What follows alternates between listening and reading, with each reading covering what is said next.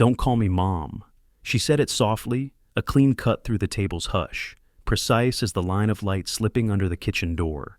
The ceiling fan pretended not to hear, whirring with a dutiful tone, smearing warm lamplight into slow-moving slivers that crawled over plates and elbows and the edge of a chipped bowl.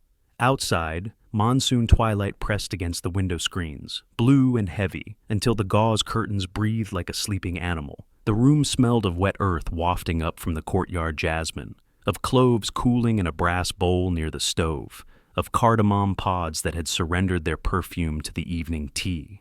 The floor tiles kept the day's heat. A drop from the leaky tap ticked like a metronome behind the refrigerator's shy hum.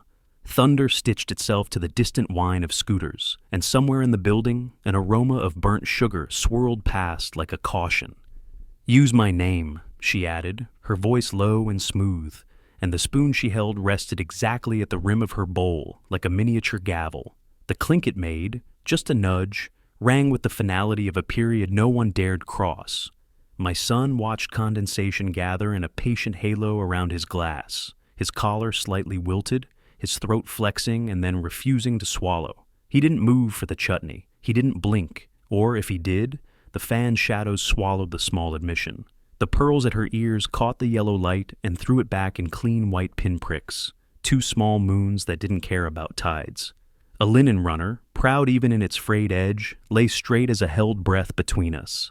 Near the doorway, the heirloom key hung on its hook, tarnished like a bruise, its silhouette familiar enough to notice without looking. In the center of the table, a ceramic bowl with a hairline crack cradled pomegranates, their seeds glistening in a way that would be called beautiful if they weren't also so red. The drip, the fan, the hum. The small weather of the kitchen went on, uninterested in being a witness, but I counted time between each sound anyway, breath hitching itself to that rhythm. 3 seconds between drip and click, 2 between hum and clink, 1 between her 2 sentences. The tea on the back burner steeped past kindness. Bitterness unfurled in slow, stubborn circles. I let it do as it pleased, the way I let the moment do as it pleased. If instinct rose like a startled bird, I reached for it calmly with both hands and folded it back into itself. Stillness is a decision. So is silence. I took both, seated them beside me, and made room for their elbows on the table. "Of course," I said, and the words were as soft as a napkin being laid down after use. The scrape of a chair leg somewhere else in the building sounded louder than an apology would have. My bangles settled on my wrist with a delicate chime as I lifted my hand to touch the tablecloth's crease. The gesture steadied me, or perhaps merely reminded me of the crease itself, proof that there had been hands smoothing it earlier, hands working before mouths could decide what to say. A folded napkin sat near her like a small white flag that no one intended to raise. The chutney bowl waited, the coriander stuck to its rim in green flecks that refused to give up their shape. My eyes drifted, deliberate and unhurried, the tarnished brass key by the door, the blue spine of a file folder peeking from beneath the sideboard, its corner a private right angle in a room of rounded bowls and rounded shoulders. The silver watch on the counter set 7 minutes slow, refusing even today to join the clock's idea of time, and a receipt, brittle with age, tucked into the pages of the cookbook resting under the teapot, as if the book had swallowed it long ago and only now remembered to show its leaf. She spoke about names and comfort. Boundaries, she had said earlier, with the clean, laminated confidence of a word brought home from a workshop. I told my face not to reply for me. Faces sometimes indulge themselves. Mine learned better. The rain pressed at the screens and then pressed again, the way a child might test a door. On the landing, the laugh of a neighbor rose and then softened as if the building itself had turned and placed a finger to its lips. The refrigerator's hum took on the tone of a mediator clearing its throat, then remembered itself and was humble again. Somewhere above, a chair moved. The sound passed over us like a thought no one shared. My son glanced toward the marigold garland at the miniature shelf shrine near the spice boxes. The flowers had given up their brightness to the day and dimmed into a kindly brown. He looked back at his glass. The ice surrendered a weak, watery tap against its own idea of frozen strength. "Use my name," she repeated, softer, as if choosing softness would make it kindness. The spoon's bowl, still touching porcelain, made a circular mark in the lentils it had not stirred. I watched the circle, not because circles mean anything in particular, but because it was small and neat, and the rest of the world felt otherwise. The pearls at her ears were unblinking. The pomegranates kept their counsel, their skins unbreaking, their glistening seeds fantasizing about teeth. The blue folder under the sideboard breathed once. Or perhaps that was me. There is a scent tea acquires when bitterness tips into something like an apology. It's faint, and only those who have waited past patience can claim it, and even then, it doesn't always arrive. Tonight, it edged into the air, herbaceous and a little medicinal, like a thought that cures less than it promises to.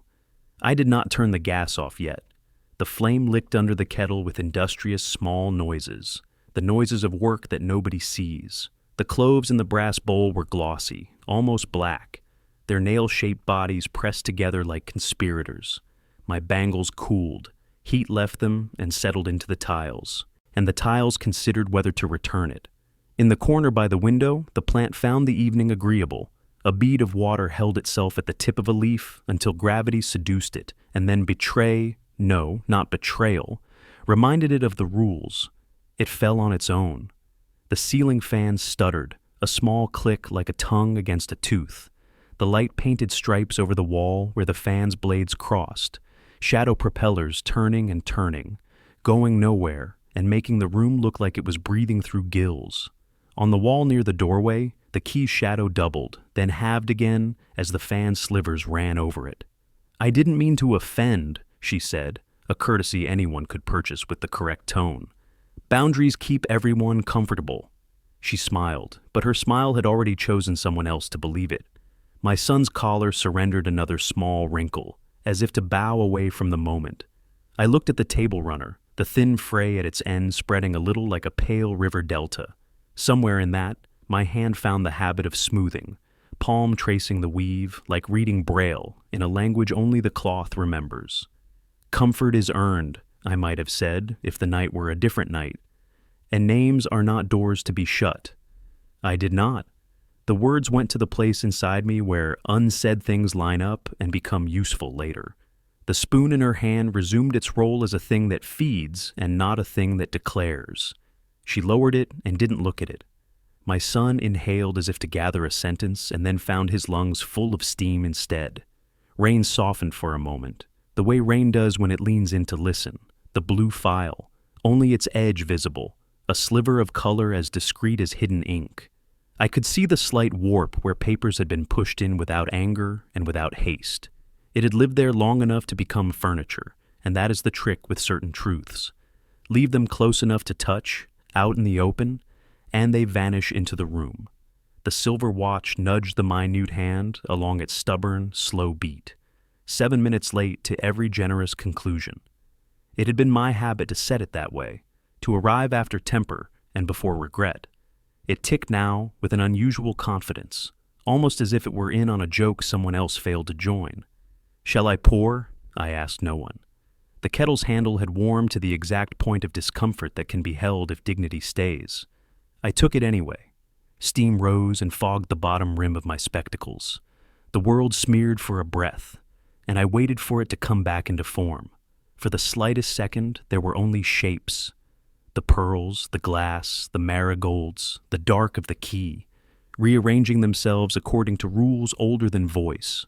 When my sight settled, nothing had moved, and yet everything had repositioned. Her hand stretched to steady her bowl as I poured. The pearlescent polish on her nails reflected the lamp in 10 small dots. "Thank you," she said. I nodded, the kind of nod that balances a cup on a saucer without spilling. I offered sugar, as if sweetness were a reagent that could rebalance a solution.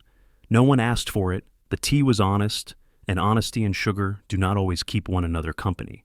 A drop from the tap counted the end of a thought. The fan's click counted the next. Between them, a sliver of quiet wove itself into a fabric in which my breath could lie down comfortably. I put my palm flat on the table. The cloth answered with the faint roughness of its weave, reminding me of a memory I didn't need right now. Sometimes touch carries home along with it. Sometimes it takes it away. Tonight, it held me at the edge of both. "Use my name," she had said. I tasted it in my mouth without speaking it, the way one tastes a spice before adding it to the pot. There were other names in the room: owner, mother, guest, host, daughter, wife, son. Some were chairs pulled out and waiting. Some were locked cupboards. Some lay in the blue folder, printed in a font that had no patience for sentiment. Words have jobs, and these had come dressed for theirs. He adjusted the cuff of his shirt. The fabric made a small sigh as it settled back against his wrist. His watch, his digital one, faithful to the world's idea of now, flashed a number that meant nothing to mine. He looked at me then, quickly, the glance of someone wondering whether kindness could be immediate or must be cued. I did not rescue him. Rescue is not always help. The pomegranates waited with their closed mouths. I thought of seeds and teeth, and what the body has to do to make nourishment look like a wound.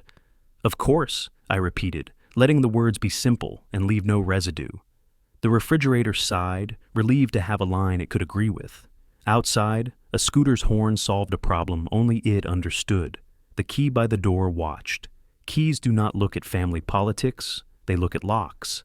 And yet tonight, the metal seemed to listen, heavy with a memory that did not belong to it. The tarnish around its handle had always reminded me of a bruise, and bruises are secrets that skin keeps until they fade into a lesson. We ate. The rice managed to steam, though. It had been waiting. The dal thickened into a mood and thinned again when stirred. The okra glistened with oil. Cumin seeds charred perfectly enough to forget the argument of their smoke. She chewed without haste, her jaw making a small decision with every bite. He spooned small mouthfuls as if not to disturb the surface of anything. I swallowed my tea and let the bitterness express itself. It had earned the right. "These recipes are traditional," she said, as if she had found a polite synonym for old, as if she hadn't asked for the same list last week and put it in a drawer. "They're comforting." The word fell into the room like a coin placed on a palm already holding 3. I smiled because smiling is also a way to count. "Comfort holds," I said, "even when hands forget." Her eyes flicked to the watch. The watch ticked. Pomegranates glowed. The blue folder breathed, a page turning inside itself without moving. The corridor outside tasted of dust, choosing a new place to live. The monsoon's breath pushed against the screen again, and this time the curtains pressed their faces to it, as if the world on the other side were something to be smelled first, seen later. In the next building, a child laughed. Not the laughter of joy, but the laughter of being told to be quiet and choosing to be quiet noisily. A pressure loosened in the base of my throat. It did not rise. It did not fall. It waited. "You don't mind, do you?" she asked then, as though we had begun this conversation together. Her spoon hovered above the bowl, as a pointer might hover over a map no one agreed to travel. "Not at all," I said. The fan's shadow sliced the wall into portions. She tucked a strand of hair behind her ear, pearls nodding. He traced the condensation ring his glass had made on the table and wiped it with the side of his palm, careful not to smear it into the runner. The wet circle held for a moment, then blurred and vanished. Temporary like so many shapes water makes before joining something larger. The blue folder's corner met my eye and then pretended it hadn't. The receipt in the cookbook held a date that would be unimpressive if dates were only numbers. The watch returned my attention with a single tap against my bone. I moved my hand to my lap, palm down now, heat silent in the tendons. The key's shadow on the wall doubled again, and then didn't. I breathed. Breath returned the favor. From the stove, the kettle announced a small complaint. I rose to turn off the flame. My chair did not scrape. I had learned its legs and the tile's mercy. "Another cup?" I asked, as if tea resolved names, as if heat taught politeness to cool things. "I'm fine," she said. He said nothing. The matchbox on the counter held 6 remaining, their heads chalky red, their bodies splinters of patient wood. I touched the box and then changed my mind. We would not need more fire, not tonight. Resuming my seat, I let the runner's frayed edge find my fingertips. The threads lifted and lay down again. This is what cloth does when it is not being worn. It remembers it can be both soft and stubborn. I kept my eyes on the table.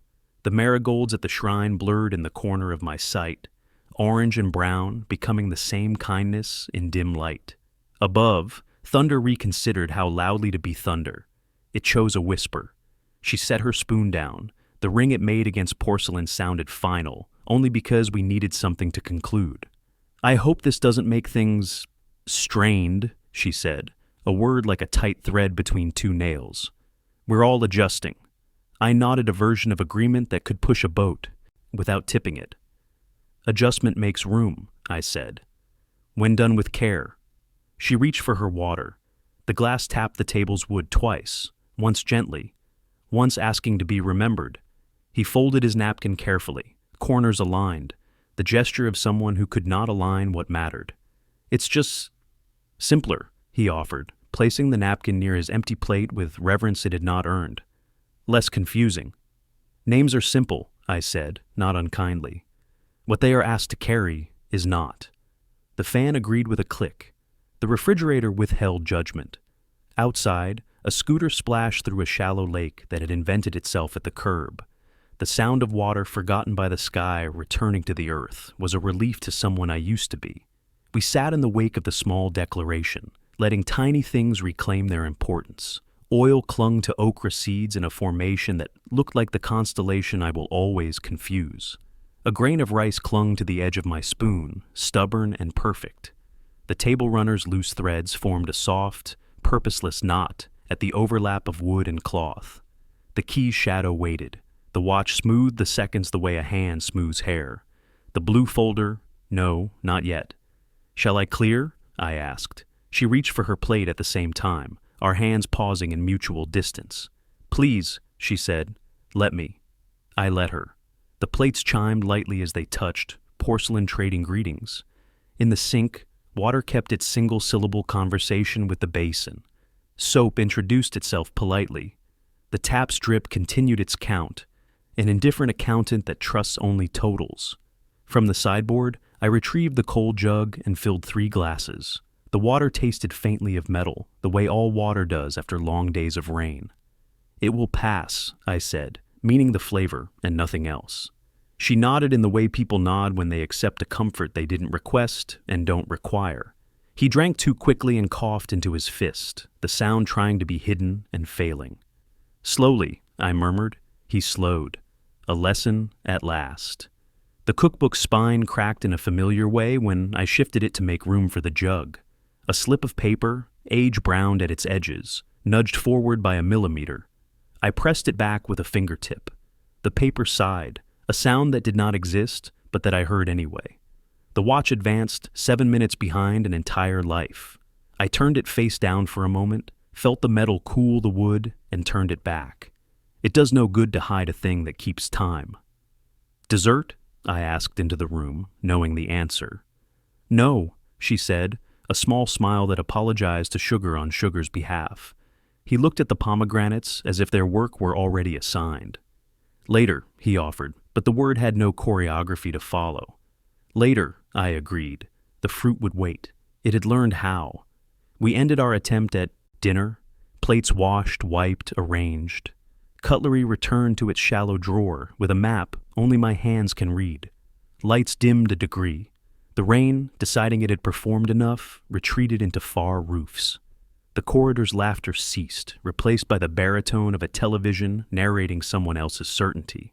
In the window, the reflection of our lamp nested inside a reflection of another lamp in another window, the effect of infinite rooms where people were making smaller mistakes than the ones that matter. At the doorway, goodbyes attempted to become routine. She was gracious in the way grace can be rehearsed. He stood half in, half out, the posture of men who want to be wall and door both. Thank you, she said, exactly where the floor tile changes pattern. Everything was lovely. I'm glad, I said. She lifted the corners of her mouth. We'll see you soon. Soon, I echoed, and the word behaved itself. The key hung above us, silent. Our eyes did not lift to it. Not yet.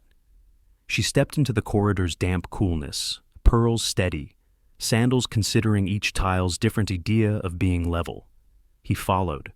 A child's chalk drawing on the wall, 2 stick figures, and a house with a triangle roof had blurred under the pressure of wet air and impatient hands.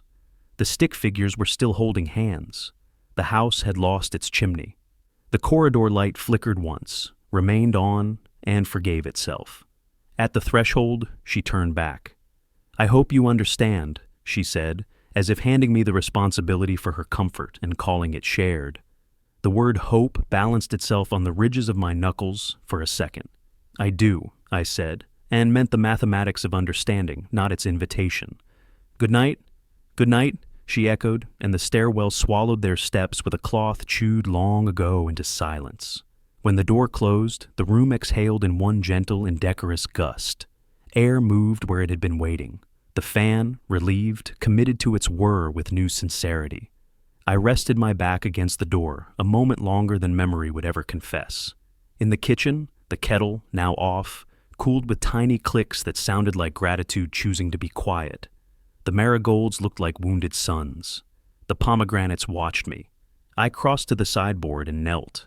Slowly, because dignity has weight, and because kneeling at anything, even a drawer, is a kind of respect. I felt for the blue folder and slid it gently into light. Its edge smiled the way paper smiles when it knows it will be read. The corner had softened with years of being near what matters. I did not open it, not yet. I laid my palm on its cover and counted the fan's clicks between the tap's drips, a scale I have practiced until it no longer feels like balance. The watch on the counter faced me, its hands certain of their small rebellion. I lifted it and set it beside the folder, silver dulled to a glow like the belly of a fish in shallow water. The band had a scratch near the second hole. I had made that scratch in a winter when the house had been colder than our tempers. I ran a thumb over it the way one might smooth a child's hair after an apology. The watch ticked steadily. It refused to be hurried. I have always admired objects that do not pretend to be anything other than themselves.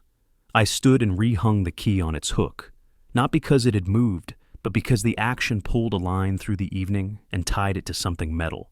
The key's weight folded into the hook's patience without remark. I remembered the first time I had felt its teeth bite into a lock that belonged to me. The taste of that moment, yes, taste. Coin metal on the tongue of the mind, cold and decisive, returned for an instant and then dissolved into a simpler flavor. Today's tea, far past sweet. Content now in its bitterness. Clearing the last of the glasses, I rinsed the sink as if covering tracks. The sponge had soaked up more evenings than the walls. I wrung it until it became itself again, small and prepared.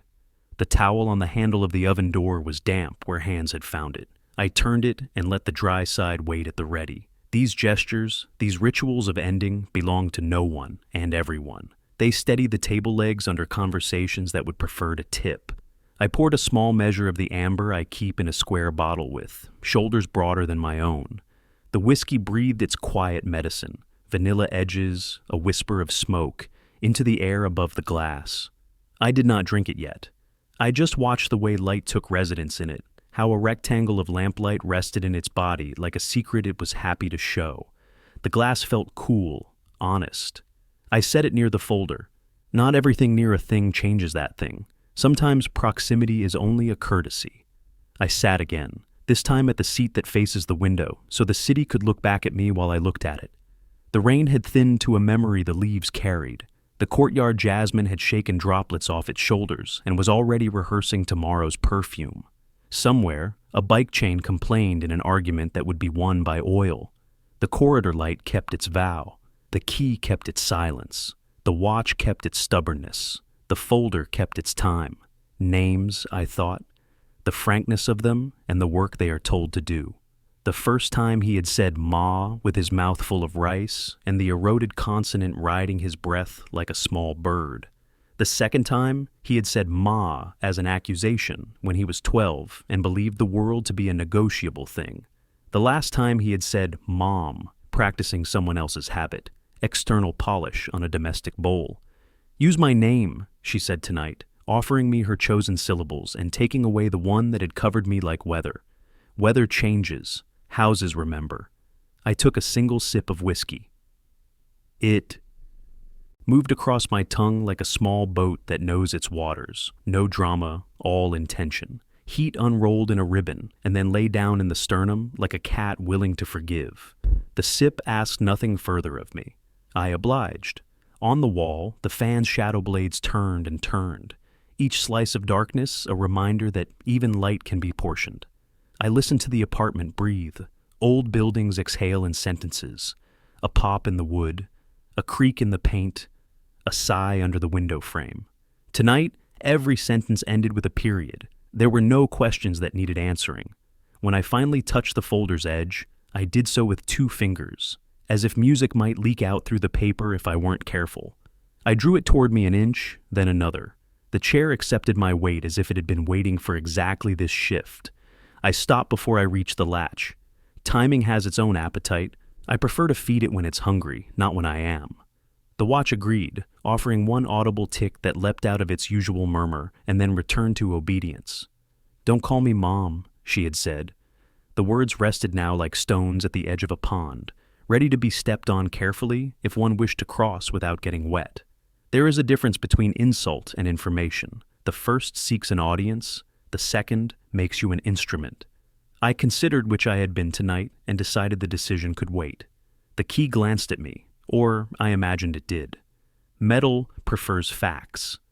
So do deeds. I rose again, walked to the doorway, and moved the key an inch to the left on its hook. A ridiculous act. A rearrangement like rearranging a word you're going to say anyway.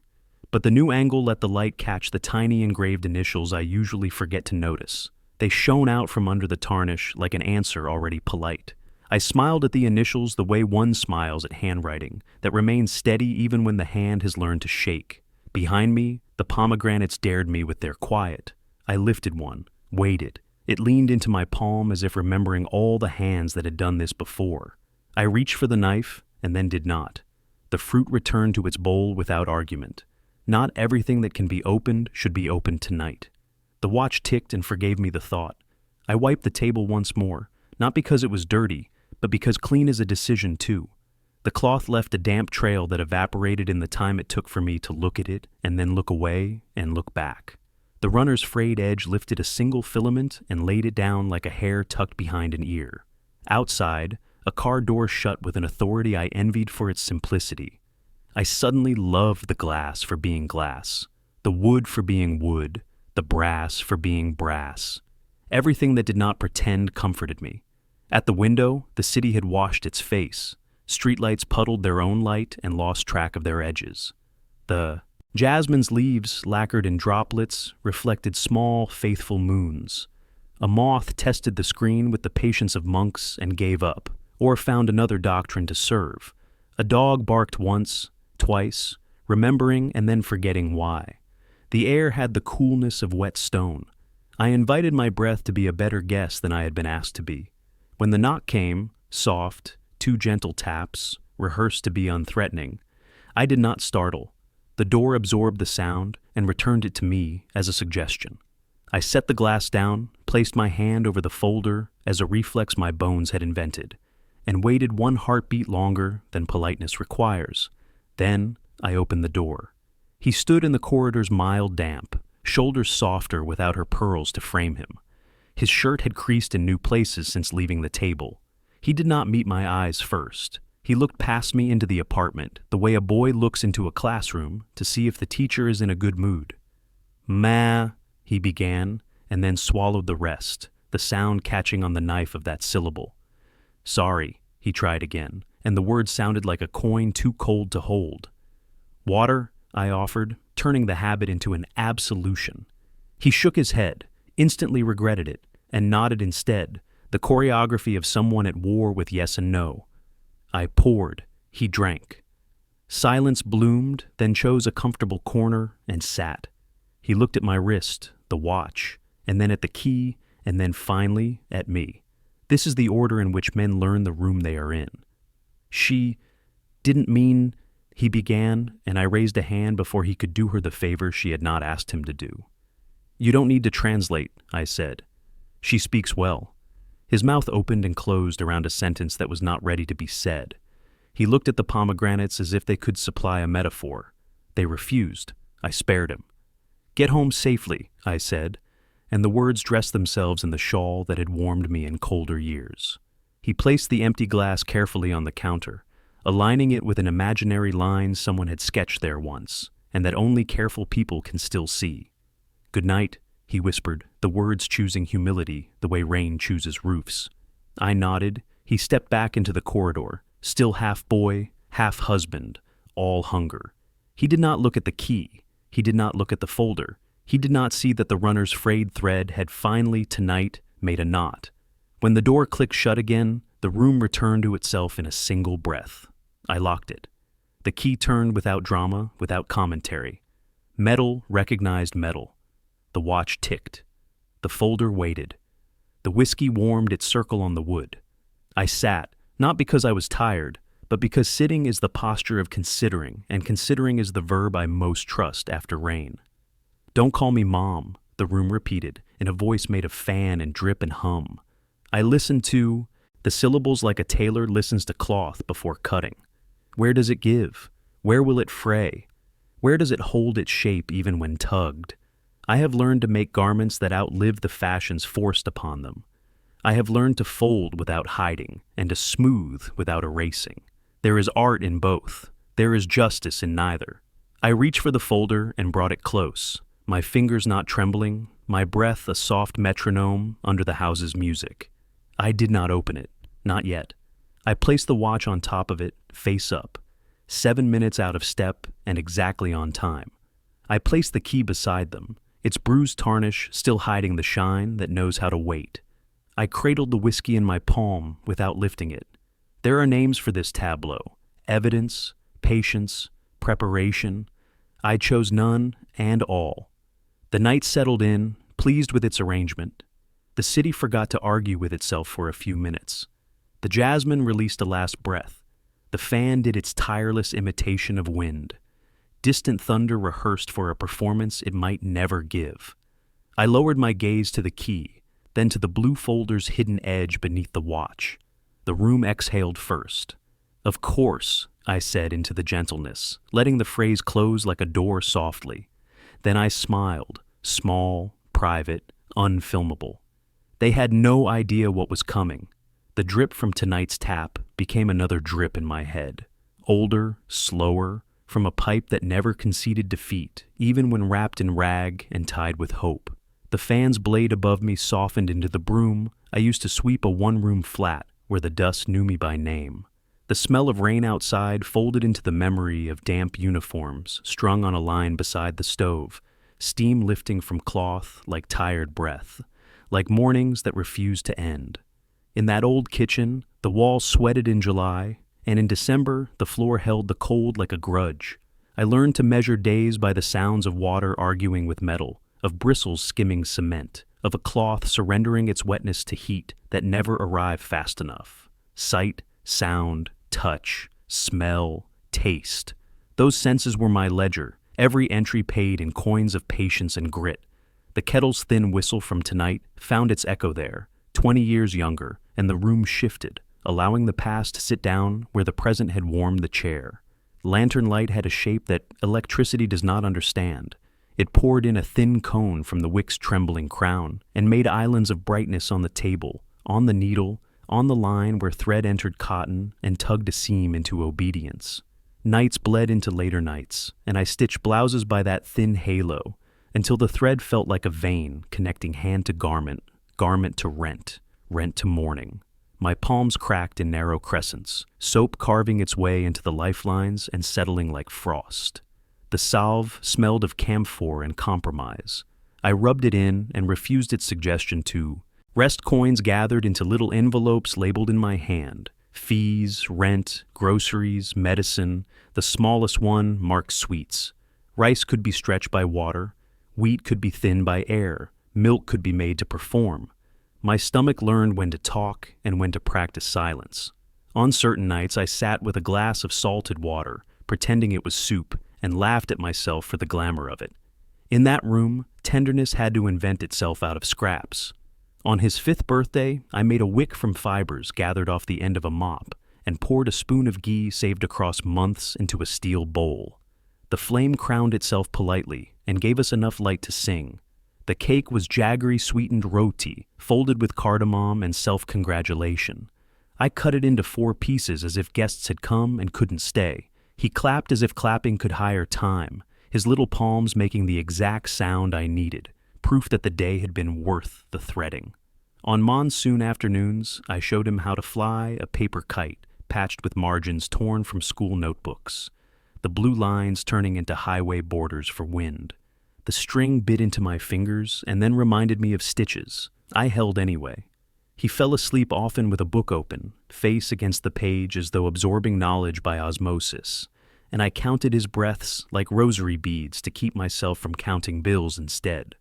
Our first home breathed in patches, the paint peeled in long scabs that hung on like guilty confessions, edges curling, shadows making maps we could trace and not get anywhere. The single window faced an alley where rain learned to speak another language before hitting the ground, its voice flattening, turning metallic, dancing on tin and plastic and the backs of patient cats. The water in our bucket tasted faintly of iron when the pipes were in a mood to remember their youth. I let it sit long enough for memory to settle to the bottom. At night, the ceiling creaked as if relearning how to be a ceiling, and I told it quietly that we were all doing our best. Smell was a full-time resident. Turmeric bright as a startled parrot, damp cotton that never finished drying, the medicinal comfort of eucalyptus rubbed on chests when coughs woke up just before dawn, charred edges of toast when the flame leaped. The second home offered window light that began kind and grew courageous by noon. The balcony faced a gulmohar, its bloom like wildfire, its fallen petals forming a scandalous carpet that stuck to sandals and made a festival out of ordinary steps. Morning breezes brought the scent of fresh laundry and the metallic whisper of bicycle chains, a duet I learned by heart. We placed a chair by the railing and called it outside while we ate breakfast. Plain bread kissed directly by the flame, one side bruised, one side spared, butter thin as rumor melting anyway. I counted coins and envelopes there, the ink on each label thickening from repeated rewriting and months demanding new names for the same necessities.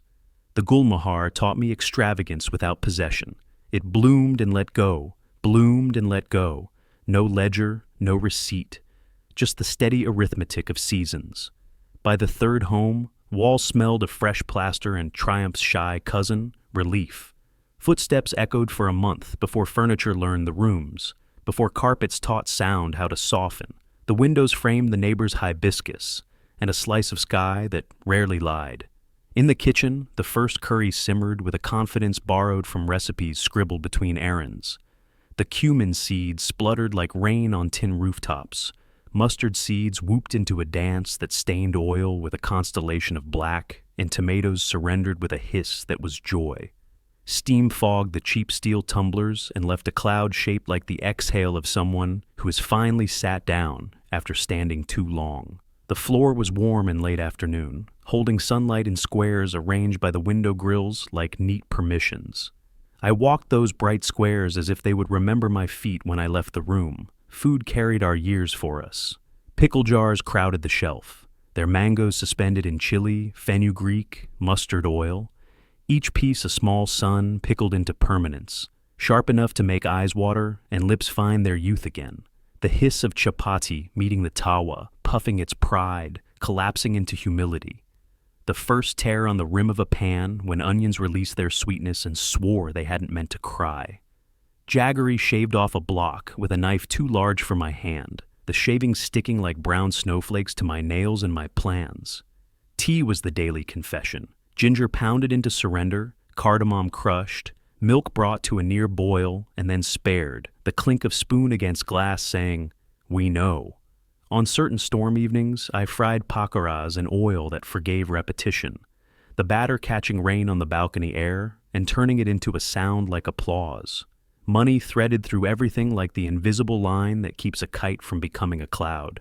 Envelopes with their neat labels, fees, rent, groceries, plumped and flattened in cycles that would have been poetic if they hadn't been exhausting. Fees first, because a boy's uniform should smell of chalk dust and pencil shavings, not of the mop. Rent next, because doors do not stay kindly closed from the inside if the owner's patience opens them from the outside. Groceries finally, always somehow enough, though I do not approve of miracles. They spoil people. I folded each envelope as if tucking a child into bed, smoothing the edges, kissing the corner with my thumb. The smallest envelope, sweets, was a lesson in Hope's portion control. I measured time by seams finished and hems whispered into place, by report cards stained by the oil of the snack he ate while showing them to me, by how many nights a cough stayed too long. I also measured time by the faces of bus conductors who learned my stop, by the way my bag looked tired, by the dryness in my hands after washing a week's worth of small grudges off plates, by the tone-heavy socks acquire when there is no sun to argue with their dampness. Rain had its own lineage. When the first drops arrived, the air would change posture, standing taller, smelling clean, and a little electric. Shoes were lined up at the door, like soldiers pretending not to hate discipline. In those days, the monsoon was my accountant and my poet. It kept me honest, and it wrote my evenings. It soaked uniforms and then taught them to dry. It softened the walls and then suggested new paint. It drew a line under the month and said, "Now add." Tenderness is a frugal genius. If a candle could not be afforded, a wick could be invented. If ghee refused to be plentiful, a spoon understood how to become ceremony. On exam nights, I watched him fall asleep at the table, his cheek on a paragraph about rivers or revolutions, the lamplight warming a patch of his hair, as if shining an award on the exhausted. I learned to count his breaths and let gratitude be the arithmetic. When power went, we played a game. I named spices by smell, eyes closed, and he learned the difference between cumin's earthy confidence and fennel's friendly anise, between asafoetida's rude honesty and cinnamon's Sunday manners. He would laugh and say, "Ma, how do you know?" And I would answer, "Because kitchens teach."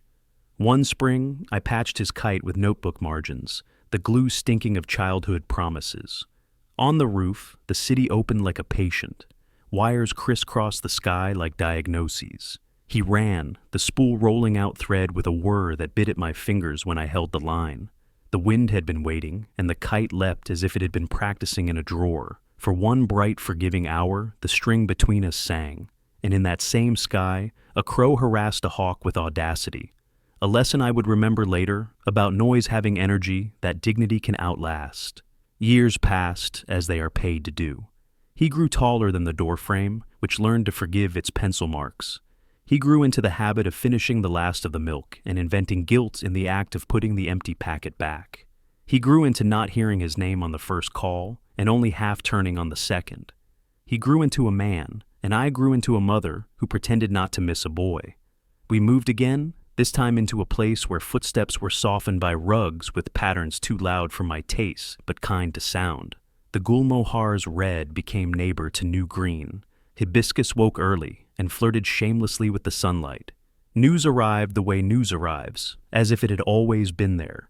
He brought home a smile first, then a name, then a hand not my own. I set plates. I pushed chairs into the shape of welcome. The room smelled of cardamom and caution. She was polished, and polish is its own weather. Her pearls were patient. Her words were better behaved than my ear. I asked where her people were from. She named a city the news always found a use for. I named pickles in the fridge and offered them like blessings. She took none, said she was not used to oil, and I politely mentioned that oil had once been medicine. She smiled the smile of someone who believes that fashion makes a better physician. The first red flag did not bother to become a flag. It was a forgotten invitation to an informal tea at her aunt's, the kind of event where women borrow stories from one another and pay back with laughter. It was last minute, she said. I believed her because I owed the benefit of doubt a few more loans. Another time, a phone call ended mid-sentence and returned 3 hours later as if nothing had abandoned the conversation. "Battery died," she offered, and for a month after, my charger found extra work. A birthday present I had chosen, sorry with a border my own mother would have approved, showed up months later, rewrapped, offered back to me for a charity drive, with a brightness of conscience I could not argue with. "So beautiful, I wanted to share," she said. I taught my face to applaud. Respect came wrapped in ribbons of mispronunciation. She called me ma'am with a Western A, the vowel lengthening into a distance I had not signed for. When she said auntie, she did it like a joke that asks to be excused for having teeth. She laughed at stories I did not intend as comedy and found so cute the very rituals I had survived by. Wiping the threshold before lighting the lamp, counting the first handful of rice before washing it as if greeting each grain. "We're modern," she explained, the word modern carrying a suitcase packed with an impatience that had no visa for my house. The phone invented new ways to leave me on read.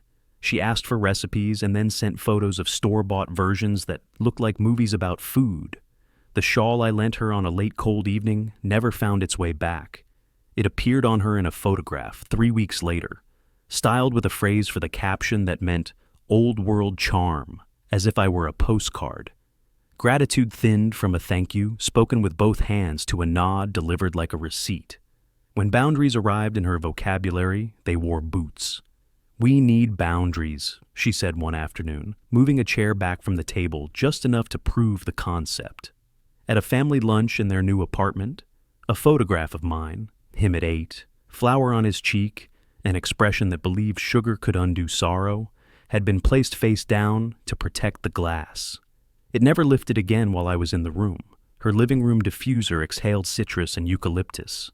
The decor was immaculate in a way that bored me and scolded my eyes. Shoes lined up at the door, measured how long each guest would stay by, how soon they wanted to reach the leather. Again. "It's old-fashioned," she said about my bangles when I idly touched them to soothe my wrists. "So pretty on you, though. Pretty and on you are the holy and the hinge of certain dismissals." The seating chart at their wedding had placed me near the exit, as if my duty were to greet drafts. The speeches were efficient, branding our effort as good luck, and their meet cute as Destiny's internship. Laughter traveled the hall on a track I could not step onto. Someone made a throwaway joke about inheritance that landed like a stone in my lap, and then had the audacity to ask if it hurt. I thought of the envelopes labeled and relabeled over years, of the thread entering the cotton like a promise, of nights my eyes burned in shapes that salt could not redraw. I took a sip of water and tasted metal. Perhaps the glass had been washed in haste. Even as the list of small unkindnesses grew, I built a second structure beside it, moments that would not be evicted. The time she brought me marigolds because the market man had said fresh ones had arrived, and I thought of the shrine. The day she texted a picture of him asleep on the sofa, one arm flung over his face, and said, "He looks like a boy."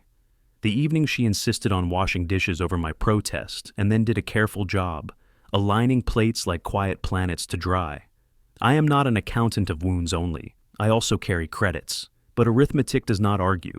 It only resolves. The sums began to tip softly. By then, our home had cultivated its own seasons. In summer, the ceiling fan wrote scripts on the wall in shadow blades that looked like arguments and turned out to be simple loops. In winter, sunlight moved into the house like a paying guest and laid itself generously across the rug near the window. In monsoon, the drain near the peepal tree clogged with leaves and taught the courtyard how to be a lake. We learned to keep candles in the third drawer, wicks obedient and short, matchboxes with spines wearing down into experience. The house smelled different after rain, iron in the water, soil softened to its primary vowels, the faint scent of damp wood giving a speech about time and patience. Nostalgia has a soft surface and a hidden blade. It glowed in the kitchen light when I stirred Dal. On evenings he arrived unannounced and suddenly was 9 again, forehead against my shoulder, inventing a memory out of relief. It glowed on the balcony when the Gul Mohar offered its first red, and he pointed like a child discovering a miracle that had been rehearsed every year. But nostalgia's aftertaste was metallic. It rubbed against the present's enamel and left a taste of coins. Sweet memories salted themselves with silence when we ran out of words that didn't bruise. There were small cruelties, each elegantly dressed. A family photo rearranged discreetly on their shelf so that my face caught the edge of the frame and lost a cheek. A chair pulled away gently, but decisively when I stood to sit, the gesture masked as help, the effect and instruction. The salt container moved to a different cupboard, because it's more efficient here, and my muscle memory exiled from a sanctuary. A whisper of boundaries at a gathering, the word used like a lock, the room nodding the way rooms nod when words claim graduate degrees. I learned the new layout as if moving across a city without a map. He grew more fluent in her language than in mine, That is not a sin. But sometimes, when he spoke mom with an imported vowel, my blood looked for a country to stamp its passport in and found none. When I texted, replies arrived like postcards, beautiful pictures, few words, no return address. When I sent the recipe for the winter halwa, she made it once and then forever replaced it with a version from a chef who had better lighting. So much easier, she said, and I agreed because effort has no PR team. My shawl stayed gone. I bought another and taught at my shoulder. At their home, a new expensive air freshener tried to erase the smell of jira and asafoetida. She said, "We don't want the house to smell of cooking," as if kitchens were gossip. I swallowed my sentence whole and let it find a seat in the back of my mouth. We sat at a table that seated 8 when we were 3. She corrected my pronunciation of a restaurant's name as if the vowels could purchase admission. I let her because I have always paid attention to returns on investment. Later, I watched her watch him. Love is a language I still understand. Its grammar has changed, but its verbs remain sincere: to hold, to arrive, to listen, to stay. When speeches at their anniversary refused to place me near the center, I remembered the night I unpicked a seam because the thread had puckered the hem. I stayed up an hour longer to redo what could have passed, because passing is not the same as lasting. "You work too hard," he had said to me once, when he was too young to know that some labors are not optional, they are architecture. At the party, toast after toast called their luck by fancy names. I smiled and toasted water, its taste unchanging, its work invisible, its presence only noticed by those who run out.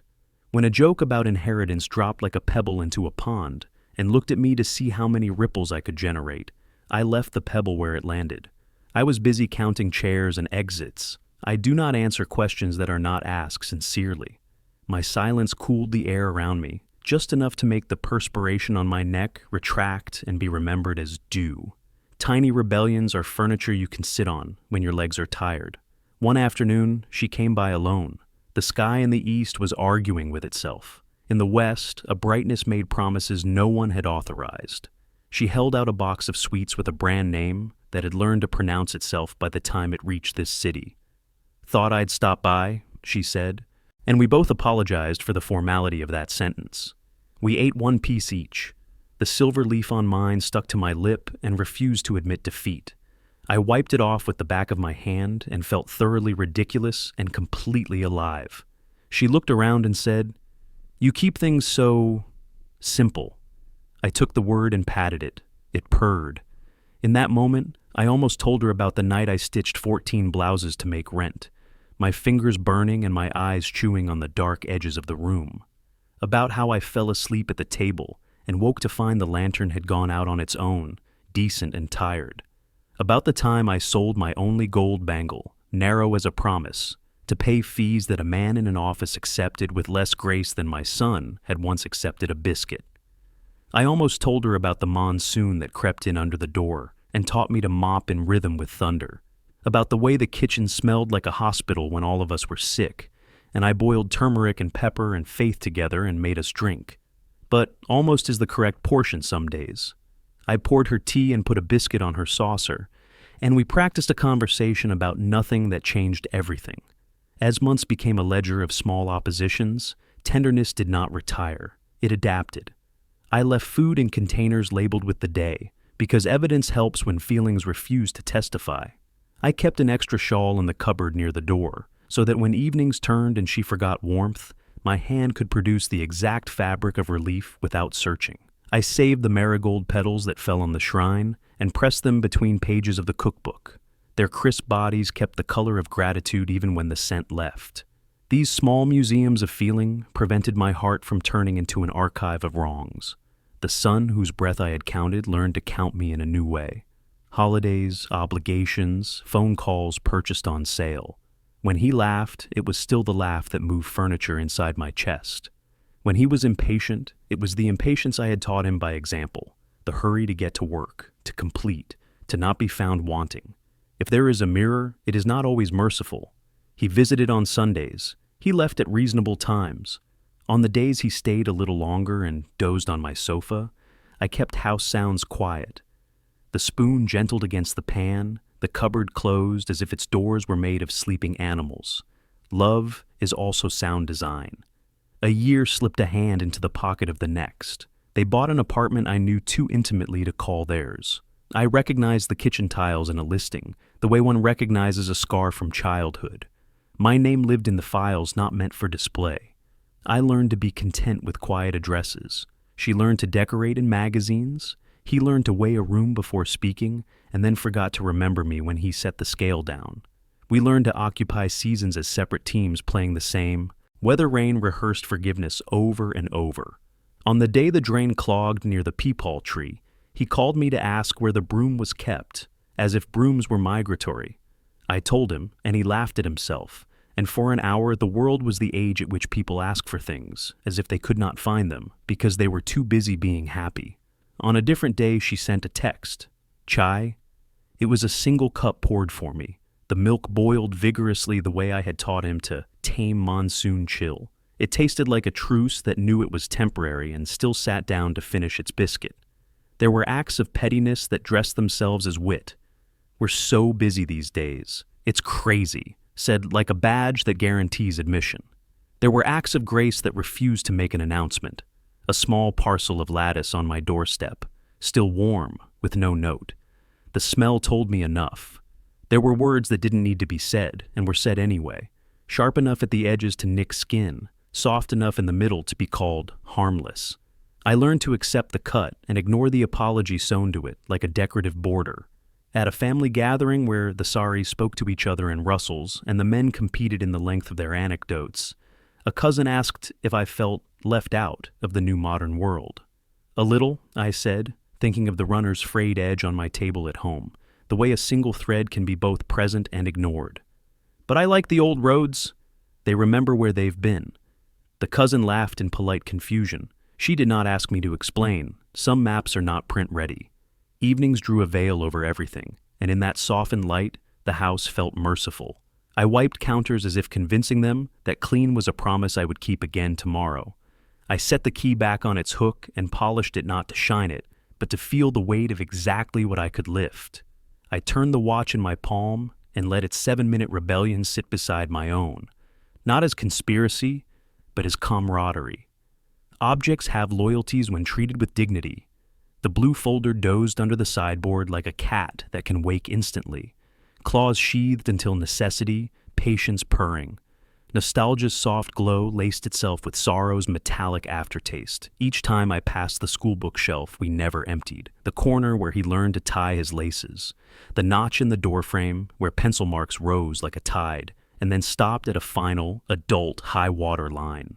I touched each with my eye and let my hand stay at my side. The rain memory sweetened by chai, ginger punching its ticket, sugar paying the fare, was salted by the silence that followed when phones buzzed and pulled people elsewhere. Chai cooled quickly on days when conversation refused to grow legs. I warmed it again and called the second cup a fresh batch, because lies told to kindness are not lies. On a late night, returning from their building after a dinner arranged to prove something neither of us could name, I stood in the corridor near the chalk drawing a child had made, 2 figures and a house. The roof, a triangle so perfectly naive it could have been designed by joy. The chalk had blurred under the petulance of monsoon. A finger had tried to redraw one figure's smile, and only managed to widen it into a shape a mouth cannot make. I stepped around it, careful not to smudge what hadn't begged for protection. My key turned easily. The apartment smelled of sandalwood left behind hours earlier, a kindness waiting to be noticed. I noticed. The next morning, I pulled envelopes out of the drawer not to fill them. Money had found different arrangements by then, but to handle them as artifacts. Fees, rent, groceries, sweets. Each label a museum plaque beside an exhibit that had saved me by being ordinary. My hands remembered folding and smoothing. Memory has muscle. I put the envelopes back. I poured tea and let it overboil on purpose just to see the drama of it. It foamed like a stage actor and then settled, embarrassed by its own enthusiasm. I laughed and apologized to no one. When the phone vibrated, it rattled the table with the false urgency all devices have learned to perform. A message, a schedule, a change plan, a rain check on a lunch I had not actually wanted. The vocabulary of our times. Later, soon, sorry, crazy day. I typed, "Take care," and then erased "take," and left "care," and then erased that too. I settled for a thumbs up. Consider it a currency. I used it and felt poor anyway. Slowly, the story that began in stitching became a quilt of moments placed edge to edge, their colors arguing and then deciding to be neighbors. The red flags assembled themselves into a pattern only visible from a distance. Up close, they looked like handkerchiefs drying, like festival buntings, like celebrations of a modernity that mistook noise for intelligence. The kindnesses gathered their own pattern too. Quiet blues and greens, fabrics worn thin by use, corners rounded by being handled with love. The whole was not ugly. The whole was honest. One evening, the fan above me wrote on the wall, the same shadow script it always writes when the light is placed so. And the blades are this dusty. I read it as if reading would change the words.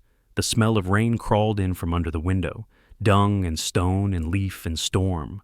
The vocabulary the earth writes when it is woken up. Thunder rehearsed far away without committing to performance. I brewed tea, the ginger releasing its scent like a sigh that forgives, even as it warns. I sat at the table with the pomegranates and did not open one. Seeds have their own timing. The phone lit with a photograph. Both of them, wet hair, coffee mugs, a caption about surviving the rain with a heart and an umbrella. I traced their faces with my eye, not my finger, and placed the phone face down.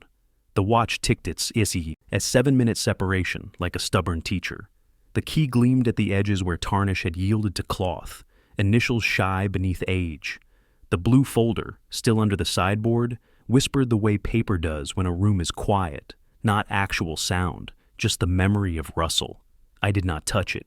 I let it exist as proof that some futures do not need to be imagined. They simply prefer patience. Later that week, at dinner, the famous sentence landed in my home. "Don't call me Mom." The words arrived like a nail entering wood without splintering it, clean, confident, final. I recorded, not in a notebook, not on a phone, not in the blue folder, but in the ledger where breath keeps accounts. The tone, the pearls, the spoon's gentle gavel, the silence that followed like a predisposed jury. I noted all this the way I had once noted how many blouses remained to be stitched before rent was due. Not with panic, but with arithmetic. And the arithmetic of insults is simple enough to be taught in primary school. Remove, subtract, divide, if necessary, multiply. After they left that night, I placed my palm over the folder and felt the cool through cardboard the way one feels the chill of a floor through slippers. Present, not urgent. I set the watch upon it, the hands polite, on their delayed pilgrimage.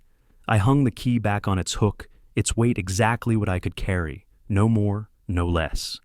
The house breathed, the house remembered, houses do. Now, in this chapter I am telling, the years turn their faces to me one by one, asking to be recognized, and I nod to each like a neighbor whose name I've learned to pronounce correctly.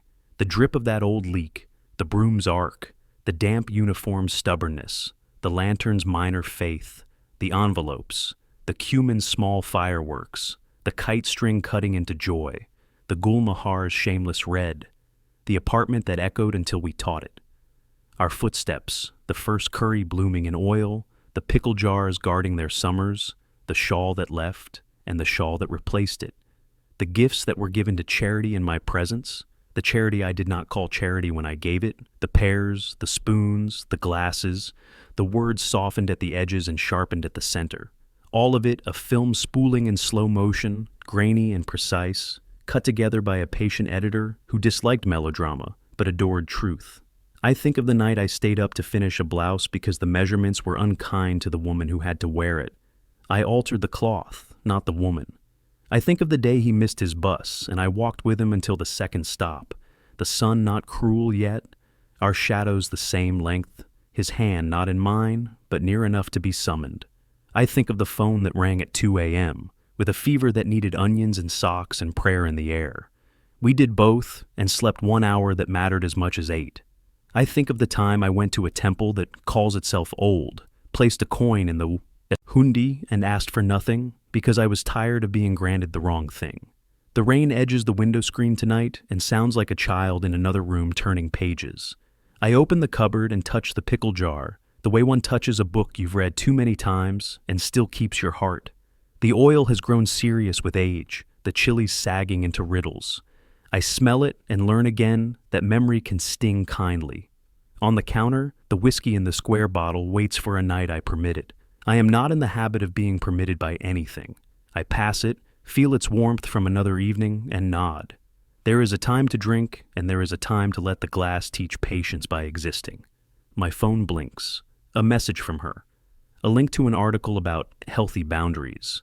An image of a lemon beside an illustrated brain.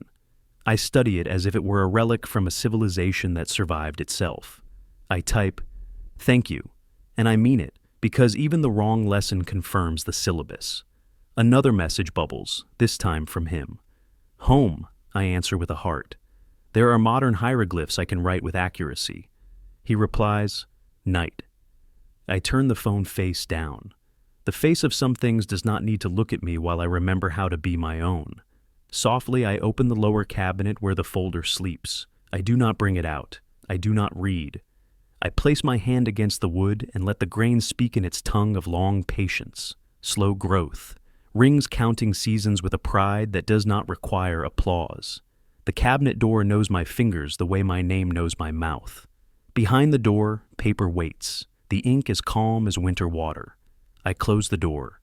The click is gentle. The click is a syllable in a sentence that will be finished later. I return to the table. The pomegranates shine with a restraint that feels like kinship. I pick one up, feel its taut skin, the ache of the seeds pressing like history wanting to be told. I set it down. "Not yet," I whisper. I smooth the runner's frayed edge, and a single thread gives up, and then lies down again, too proud to break, too old to be scolded. The fan's shadow propellers cut the wall into slices of night and day, as if the world were a cake and we were waiting our turn. In the kitchen, the kettle begins to soft laugh, heat flirting with water. I light the stove, match rasping into flame, the smell of sulfur slicing through the apartment, the way a joke from a difficult child can slice through a tense room and make grudges forget themselves. I brew tea, ginger, cardamom, milk. The milk climbs, almost over, then retreats. Maybe it is learning boundaries too. I pour, I sit. I hold the cup with both hands, the heat instructing my skin to relax its theories. The rain pauses as if remembering a chore. The night takes a step closer. Memory completes its circuit and settles, for now. The first home with its peeling paint like stubborn truths. The second home, with Gulmohar's wildfire bloom, teaching extravagance without waste. The third home echoing until love upholstered it. The meals that carried us over rough ground, the coins that performed small miracles without claiming sainthood. The names asked to carry more than their weight. The moments when love forgot itself and remembered again. The disrespect disguised as design. The neglect that sounded like busyness. The injustice dressed as seating charts and speech jokes. The nostalgia spiced with sorrow and sweetened by tea. The ledger is balanced, not forgiven. And the book remains open. Outside, someone runs down the corridor, their footsteps a child's drum solo, and then stops, laughing, as if realizing that joy is louder than it needs to be. I sip. The cup's rim presses a circle into my lip that fades immediately, like a mistake that refuses to be evidence. The watch on the counter ticks its defiance. The key on the hook conducts a quiet orchestra of metal and memory. I breathe. The house breathes. We agree on the rhythm. When the phone vibrates again, it is a message from a number saved under a first name that asked for itself earlier. Sunday lunch, followed by a plate emoji and an exclamation mark that wants to be friendly. I stare at the words the way one stares at rain through a screen, aware of the coolness, aware of the distance, aware that wet is a decision. My thumb hovers. I type, "Of course," and add nothing else. Then I place the phone face down and turn the watch so that its face is bright. The minute hand moves, late and right. The folder waits where patience is supposed to live. The key gleams at the edge like a thought preparing to become a sentence. Somewhere beyond the door, thunder clears its throat, as if invited to speak. And in the quiet between two drips, I decide what I will bring to lunch. It will not be a dish. It will be a memory with paperwork. Bright noon flattened the colors of their new apartment until everything looked ironed, obedient, and a little airless. Light pooled on the marble like spilled milk and slid across the white console where a designer diffuser exhaled citrus and eucalyptus in alternating sighs, the aroma too clean for a room that wanted history. The air conditioning sharpened the edges of sound. Even laughter arrived with a polished click, like cutlery laid gently on glass.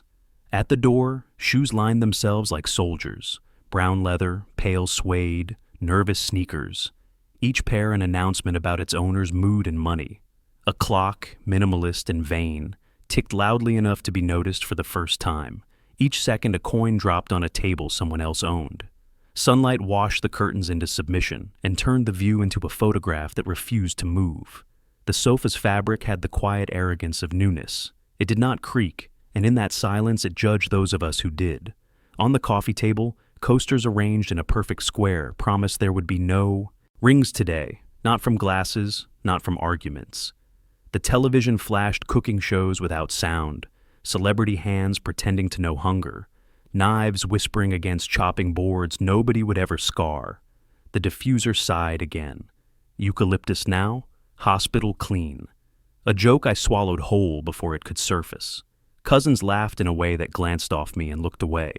An aunt adjusted her sorry pleats, the silk whispering to itself like gossip too refined to be useful. Someone's bracelet chimed, a minor bell in a temple that preferred credit cards. A spoon clattered and rolled under the sofa, metal against marble, then kept rolling until it found the shadow under the far edge and decided to become a secret. A cousin crouched to retrieve it, stood without success, and switched the television channel by reflex as if a raising sound could erase cause. I placed my gift on the console near the diffuser, a framed family photograph. Him at 8, flour dust on his cheek, my hand on his shoulder, the kitchen behind us an honest mess of bowls and sunlight. The glass caught noon and made a small star. "So sweet," she said, moving toward it with a smile that showed all teeth and no warmth. "Let's put it down for a second." And her hands, elegant and sure, turned the frame face down with the care one reserves for placing a lid on something alive. "To protect the glass," she added, as laughter folded over the moment like a napkin over a stain. "We'll put it up properly later." Later did not arrive. Later got lost under the sofa with the spoon. "Come, sit," she said, indicating a chair that was either too low or too far from the table, the placement deliberate in its helpfulness. "I'll get you water." The glass arrived heavy and cold, the coaster under it waiting like a witness. Condensation gathered and decided to behave. The lemon slice floating at the top wore the pale of expensive restraint. It contributed nothing but performed like a professional. I lifted the glass and watched a faint ring form, the moisture deciding it preferred wood to leaving no mark. Her hand arrived a second later and realigned the glass so the ring sat centered on the coaster. "There," she said, pleased at her rescue of furniture. Lunch performed itself in courses. Porcelain plates the color of new money waited. The salad snapped under forks the way polite conversations do when they need a sound effect. The rice steamed in a straight line, as if having practiced standing at attention. A bowl of dal arrived in a serving dish shaped like a decision. "It's from La Famille," she said, pronouncing the restaurant as if vowels were passports. "The chef does this incredible tempering." "La Famille," she corrected gently, when I echoed the name too honestly. "You said La Femme, so cute," she added, the word cute folded around me like a child's sweater, 2 sizes too small. "I tried recreating your masala once," she continued, ladling with grace. "But I think we should all move away from heavy oils. My nutritionist says mustard oil is problematic." "Mustard oil has been our grandmother's doctor," I said, not unkindly. "Doctors retire," she smiled. "Nutritionists graduate." Laughter fluttered again, landing briefly on shoulders, then flying off to find better flowers. My son adjusted his fork and knife as if the angle mattered, as if aligning metal could align consequence. He glanced at me with the glance of men who want to be 2 places at once and then chose the one with better lighting. "Please, not Mom. It's uncomfortable," she said as the main course arrived, the line rehearsed to be airborne and land softly. Use my name. For a half second, the room waited for itself. As you wish, I replied, and the air conditioning made the sentence a little brittle at the edges before it reached them. We need modern boundaries, she added, lifting a polished tumbler of chilled buttermilk to her lips, the froth leaving an immaculate mustache she wiped with a napkin monogrammed with her own initial. Boundaries protect what's fragile, I said. No one asked me what I meant. Breath hung unsaid between sentences, like a string of prayer flags someone had brought indoors to be appropriate.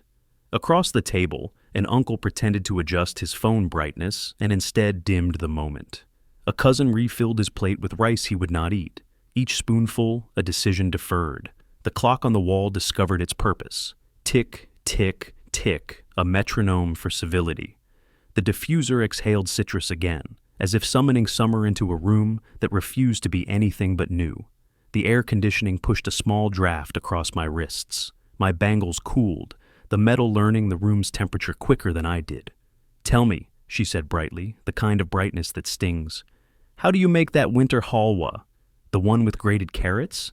I tried, but it was so heavy. Slow flame, patience, milk reduced with attention more than heat, I began, and she interrupted to explain my recipe back to me with the precision of a TED Talk. Right, but we can do it in the Instant Pot now, so much faster. And you can replace ghee with coconut oil, healthier, plus vegan for our friends. She beamed, generous in her correction. I'll send you a link. Send me your link, I said. I'll send you a winter. The chair under me made the smallest noise, a surrender of wood to weight. No one turned, but everyone heard. Silk whispered as someone crossed her legs. The sound made me think of snakes dressing up as sashes. A child somewhere in another room laughed without context, proof that happiness sometimes occurs without a reason, a courage not available at this table. Someone switched the TV channel again, as if television could absorb awkwardness like charcoal filters water. The spoon that had rolled under the sofa did not return. Lost objects know when the world is not looking for them. I noticed fingerprints at the edge of the photo frame, their oval shadows where hands had placed it face down to protect the glass. Oil from living had left tiny moons along the metal's border. I thought of lifting it, the impulse a bird that rose, flapped once, and sat back on its branch. Across the room, a door closed, took a second to latch, then decided to complete its duty with a soft thunk. The sound landed between us like punctuation with excellent manners. Try this, she said, offering a piece of paneer skewered elegantly. It's tandoori, but without smoke. We don't like smoke in the house. Smoke carries memory, I said. That's why we fear it. Or because it stains curtains, she laughed. The paneer was obedient, flavored in ways that felt like a committee had approved them. I chewed and let the spice report to my tongue politely, without passion. The glass of water near my elbow tipped almost imperceptibly, a fraction past balance, and settled there. A ring bled onto the coaster, a tide mark of hesitation. Next month, she announced for the room, we're doing a no-contact week. Digital detox, just us in our space. In our space, my son echoed. He did not look at me, or he did, and the light pretended it hadn't. Good, I said lightly, like a hand placed on a bird to quiet its panic. Even voices rest, she smiled, mishearing rest as retreat. You understand, she said, using the tone people use when they want their kindness returned to them with interest. Of course, I said. Understanding is affordable, agreement is not. At the far end, a cousin tried to make me a joke. Auntie, you must be so proud, so much progress. Pride is expensive, I rent it for a day, I said, and the laughter that arrived felt honest for the first time. She looked at me quickly, measuring, then placed another napkin under the bowl, as if doubling cloth could prevent spill. We value minimalism, she said to the air. Clutter is emotionally draining. Some clutter is evidence, I said. But yes, dust is a liar. She corrected the name of a restaurant I mentioned, rolling the R with a precision the place itself would not require at its doors. It's Ristorante Giardino, she said, each syllable pressed. Not garden. Let's not be provincial. Gardens grow, I offered. They don't roll their R. She laughed, generous but not generous enough to spare me the lesson. Her smile did not travel to her eyes. They stayed busy organizing the room into comfort and threat. I adjusted my sari palu. The silk whispered a word I did not care to say aloud. The air conditioning remained too cold, an insistence that the room's function was preservation, not living. The clock continued its tick, a reminder that time, too, had dressed for this occasion. The diffuser exhaled again, citrus this time, and my tongue remembered lime wedges squeezed over street-side chaat, the burn, the sting, the joy of food that refuses cutlery and demands fingers. Here, forks and knives glinted obediently. Here, joy asked permission. "Please," she said, tilting her head, softening her voice for the audience. "Not Mom. It's just uncomfortable. You know?" She squeezed my forearm as if we shared a secret about fabric and the feelings. "As you wish," I echoed, the spoon in my hand carefully finding the edge of the dal bowl without tapping its rim. "We need modern boundaries," she said again, this time to the table, to the room, to the clock that unblushed another second. "Boundaries protect what's fragile," I repeated quietly. The person who needed to hear it did not. Cousins glanced, then looked away. The choreography of collective politeness. Someone coughed into a napkin to give the moment a curtain. A phone buzzed and was punished into silence under a palm. The child's laughter from the other room returned as a question, then as an answer to something better. The spoon that had fallen earlier announced its presence in a new place, rolled by the air, an unnoticed planet completing a private orbit. She explained a recipe to me, the one my mother had measured by nose and memory, and her voice was gentle, all teeth sheathed for now. "You roast the semolina till it's golden, right? Then cardamom. But see, now we add chia, because fiber. And we can do almond milk if someone's lactose-free. It's a different world." "It is," I agreed. "The cardamom still knows its job." She paused, as if the notion that spices have employment offended her new economy. My son spoke finely to the room with a brightness that sought safety. "Ma," he began, then corrected, stumbling into a new consonant. Could you pass the salad?" The syllable broke something inside my chest that didn't make a sound. I passed the bowl and placed my palm on my cup's rim to feel the heat of breath in the porcelain. My fingertips found the rhythm, the slow in-out that kept me from leaving the table, with dignity folded small enough to fit in my pocket. "Picture frames should be hung at eye level," she informed a cousin who had noticed the console. "We'll make a gallery wall. Memories, but curated." The word curated did the work of a lock on a door that used to be pushed open by whatever was alive. I watched the frame lie there, face down, the felt back collecting fingerprints, the tiny metal tabs gripping the glass like reluctant fingers. I imagined turning it over, imagined the tiny squeak of those tabs, imagined the glass catching noon again and reminding the room that certain lights cannot be dimmed without becoming a sin. I did not move. The rice bowl came around again, the grains stuck politely together, a lesson in community no one at this table would translate. I served myself a spoonful, and another for the person I kept company with when rooms became cold, the version of me who had learned to hold anger like a lit match and not burn. Heartbreak arrived like a guest without luggage. I founded a seat and did not offer water. Anger drifted past, looked at the table, looked at the coasters, and let itself be shelved. Dignity settled around my shoulders like a shawl, the only warmth that would not beg to be returned. "Try the raita," she said. "It's Greek yogurt, so it thinks highly of itself," I finished with a smile. She laughed because others did.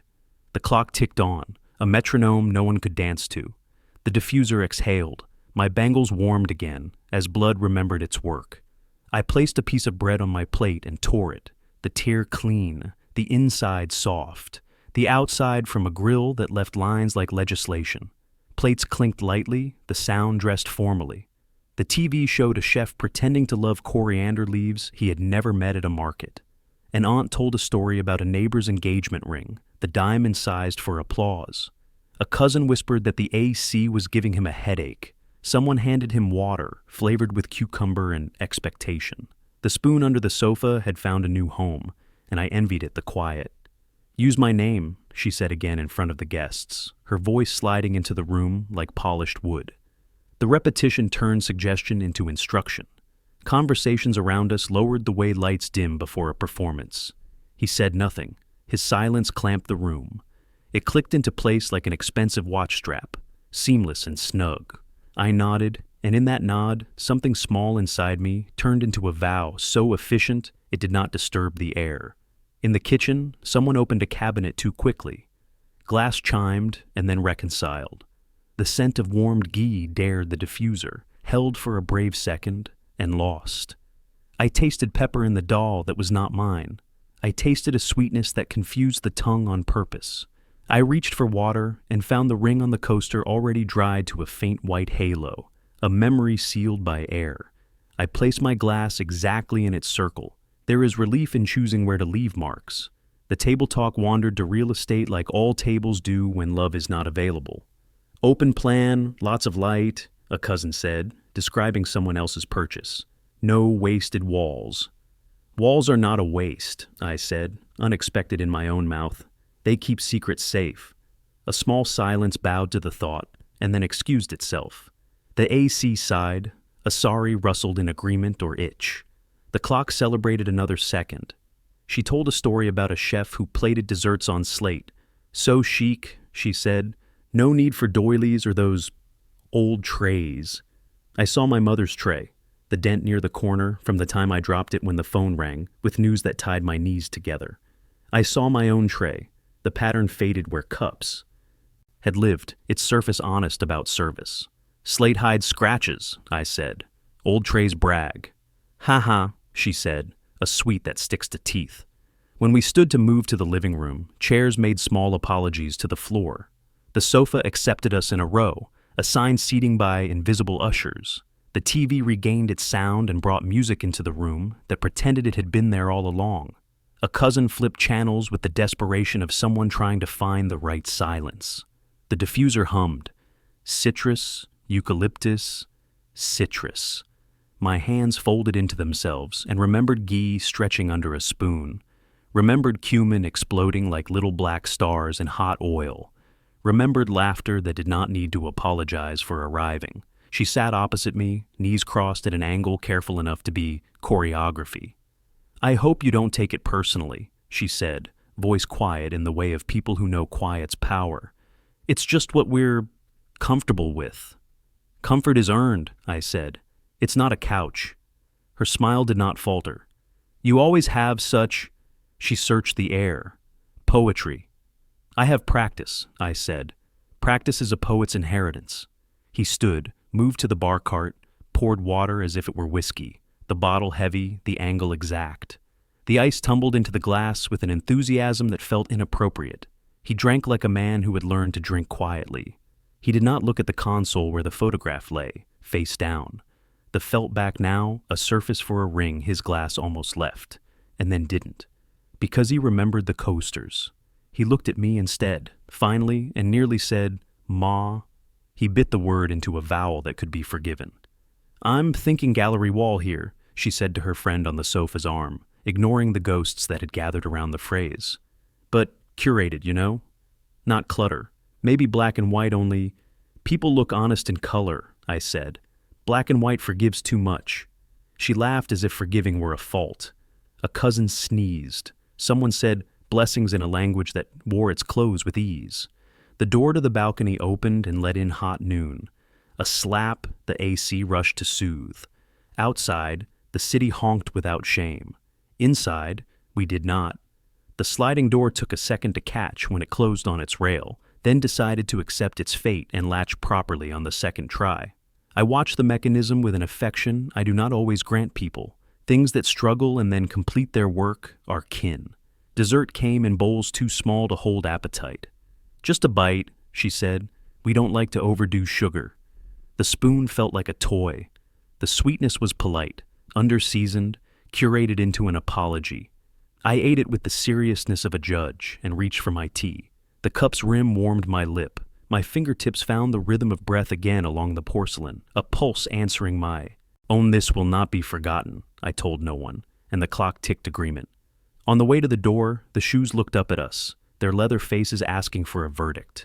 I slipped my feet into mine. They had learned my arches and did not ask questions. She walked beside me, pearls resting well-behaved on her collarbones. "We should do this every month," she said.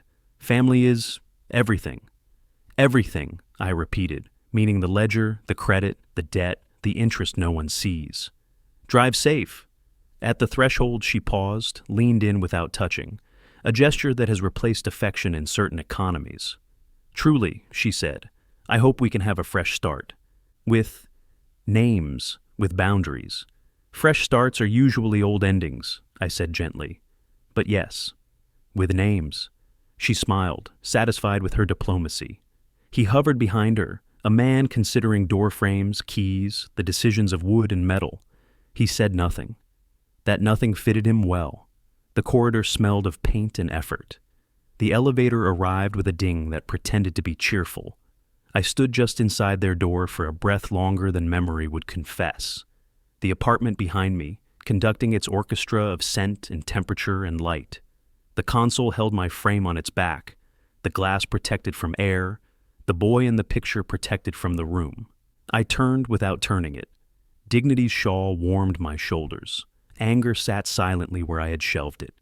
Heartbreak kept its eyes down and did not embarrass me. Between two ticks of the clock, a decision resolved. Not a plan, not an act, not even a word. Just a line drawn on the inside of my wrist where the watch would hide it. I would not lift the frame today. I would lift something else when the air was different. The door shut behind me with a seal of modern engineering, a rubber-soft kiss. It took a second to latch, then did, faithful to its design. My fingertips found the teacup's remembered rim, though I held no cup. The rhythm was there anyway. In, out, in, out. On the second exhale, the vow became bone. By the time the elevator swallowed me into the building's throat, I had cataloged the room's details as if they were specimens. The citrus and eucalyptus taking turns like polite adversaries. The shoes aligning rank and file. The glass ring accepted, then erased. The TV channels changed as penance. The spoon's exile under the sofa. The clock's newly discovered career. The door that learned to latch after deciding. The frame made to look at the back of itself. The word boundaries pronounced like a key clicking. My name refused and then renamed by silence. Evidence does not need a verdict to exist. It needs a breath and a place to be set down. I had both. Outside, noon showed its true temperature. The lift's mirrored walls returned my face to me with an honesty the dining room had not offered. I looked older than my anger, younger than my patience. A boy entered on the third floor with a parcel, nodded at me with a gravity reserved for adults who look like they might rescue. I nodded back with a promise to rescue only what is mine. The doors opened, the building exhaled, the jasmine somewhere on a balcony remembered its job, and did it without applause. In the courtyard, sunlight made a film out of dust and gold. A scooter backfired and apologized by continuing. Someone argued with a vendor about the price of coriander. A child dragged a stick along the compound wall, writing a sentence in a language the wall pretended not to know.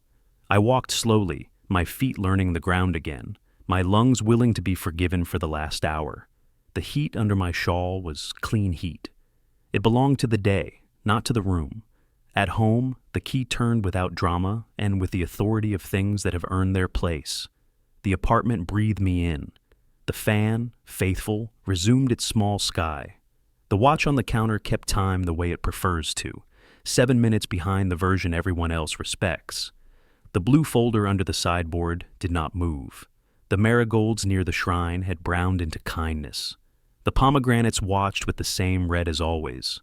I unpinned my hair and let my scalp remember softness.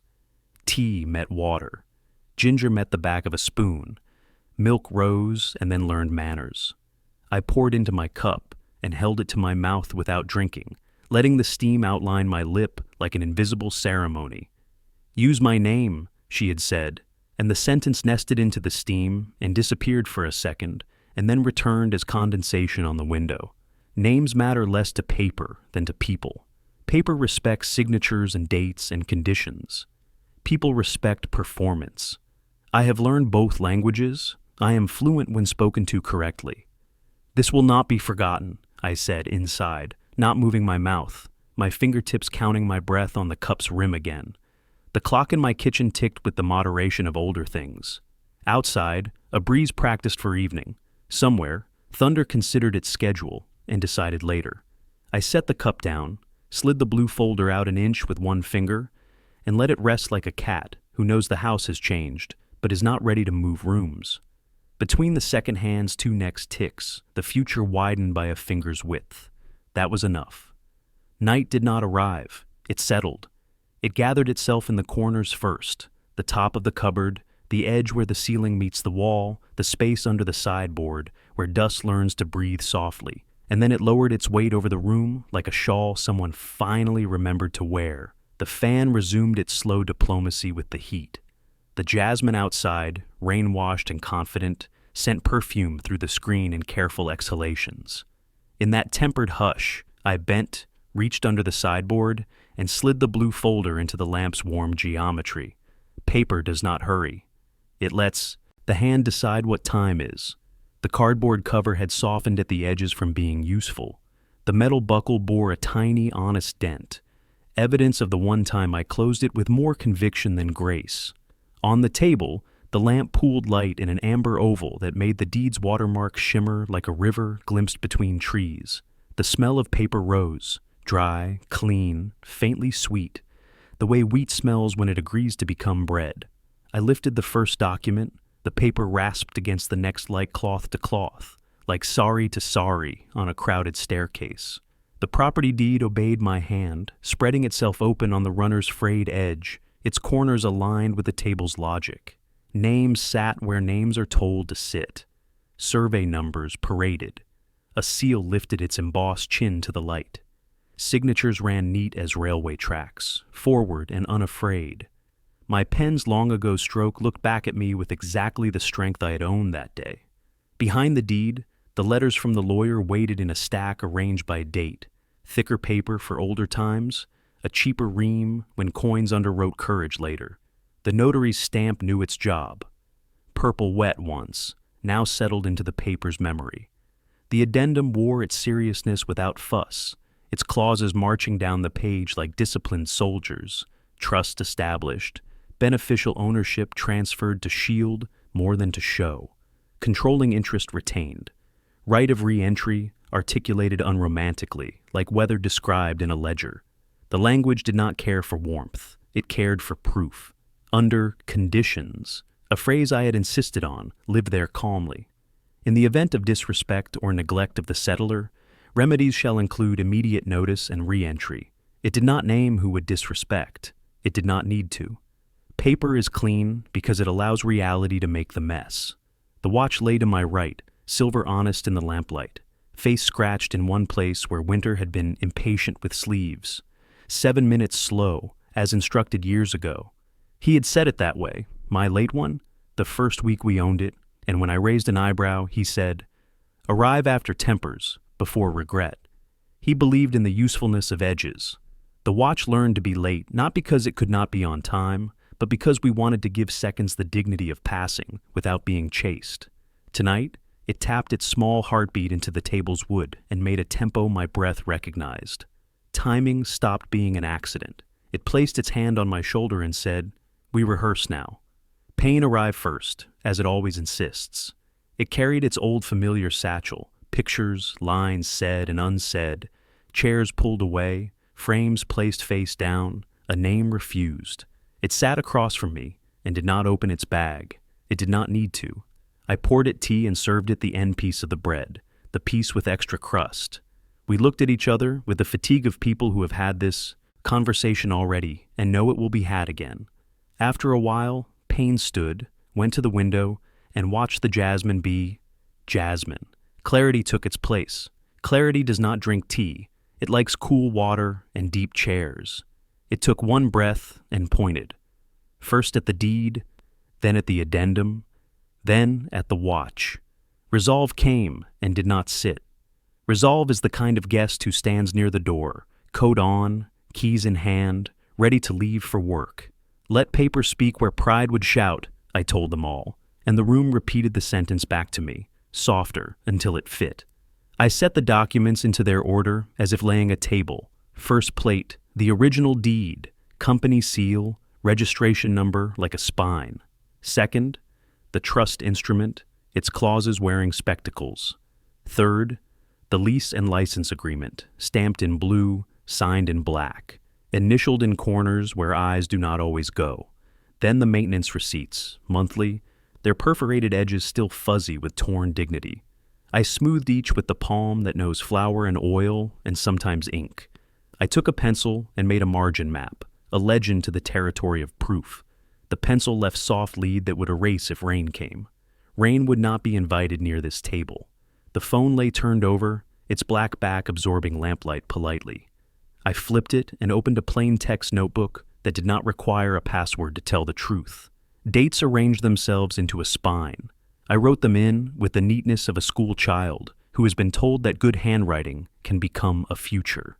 The day the frame was turned face down to protect the glass. The lunch with the correction of my vowels, the explanation of my own recipe. The birthday shawl folded into absence. The seating plan by the exit. The word boundaries lifted like a key and applied like a lock. And tonight's line, use my name, repeated in front of guests. The room's silence. The clock's job discovered. My nod, which was not a nod, but a notarization. Each entry had a witness, a cousin seated 2 chairs away. The building secretary who saw comings and goings. The watchman who said owner out loud once by mistake and looked embarrassed by truth. A child's chalk drawing in the corridor that accidentally recorded where feet stood and where they did not. On a page folded once, I wrote 3 columns like a grocery list.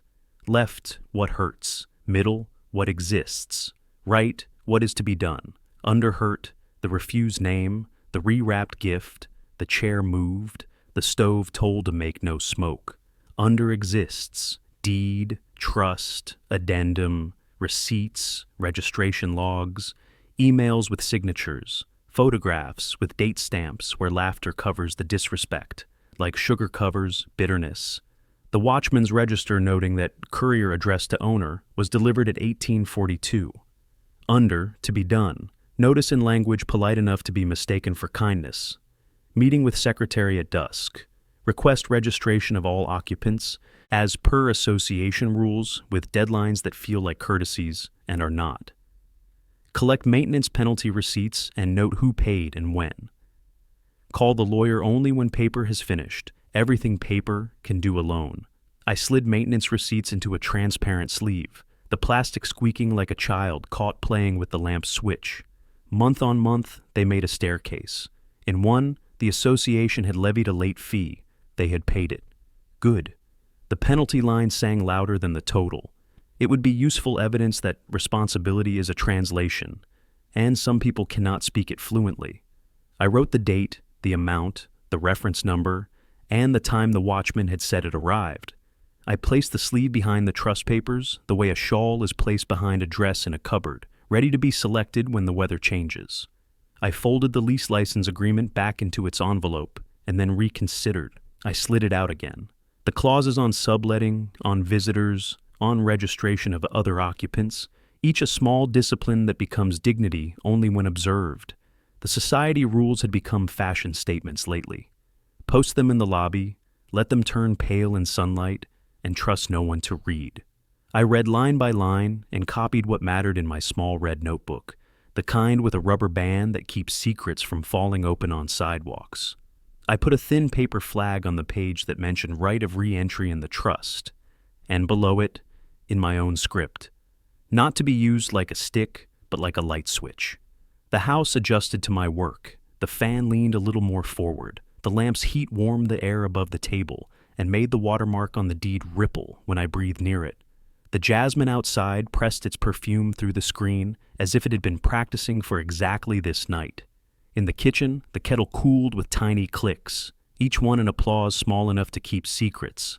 I took out a fresh envelope and wrote, on the front in blue ink, for when they ask who owns this house.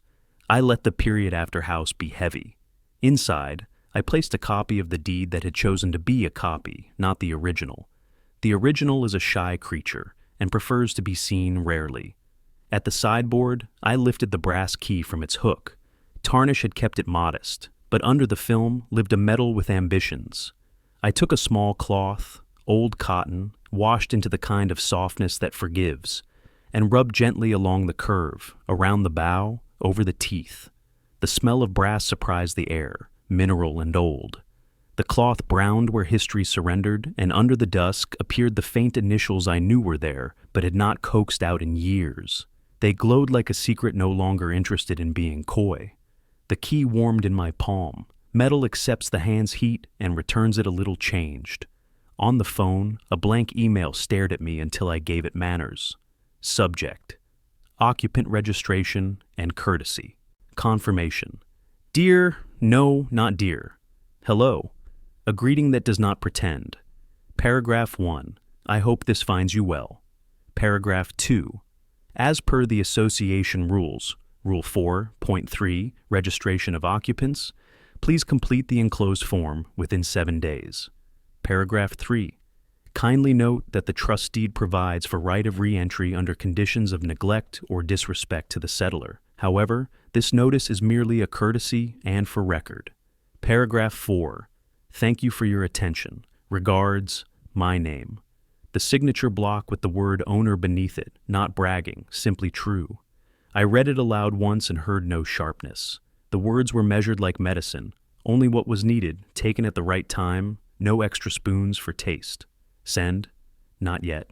Schedule send, I reminded myself.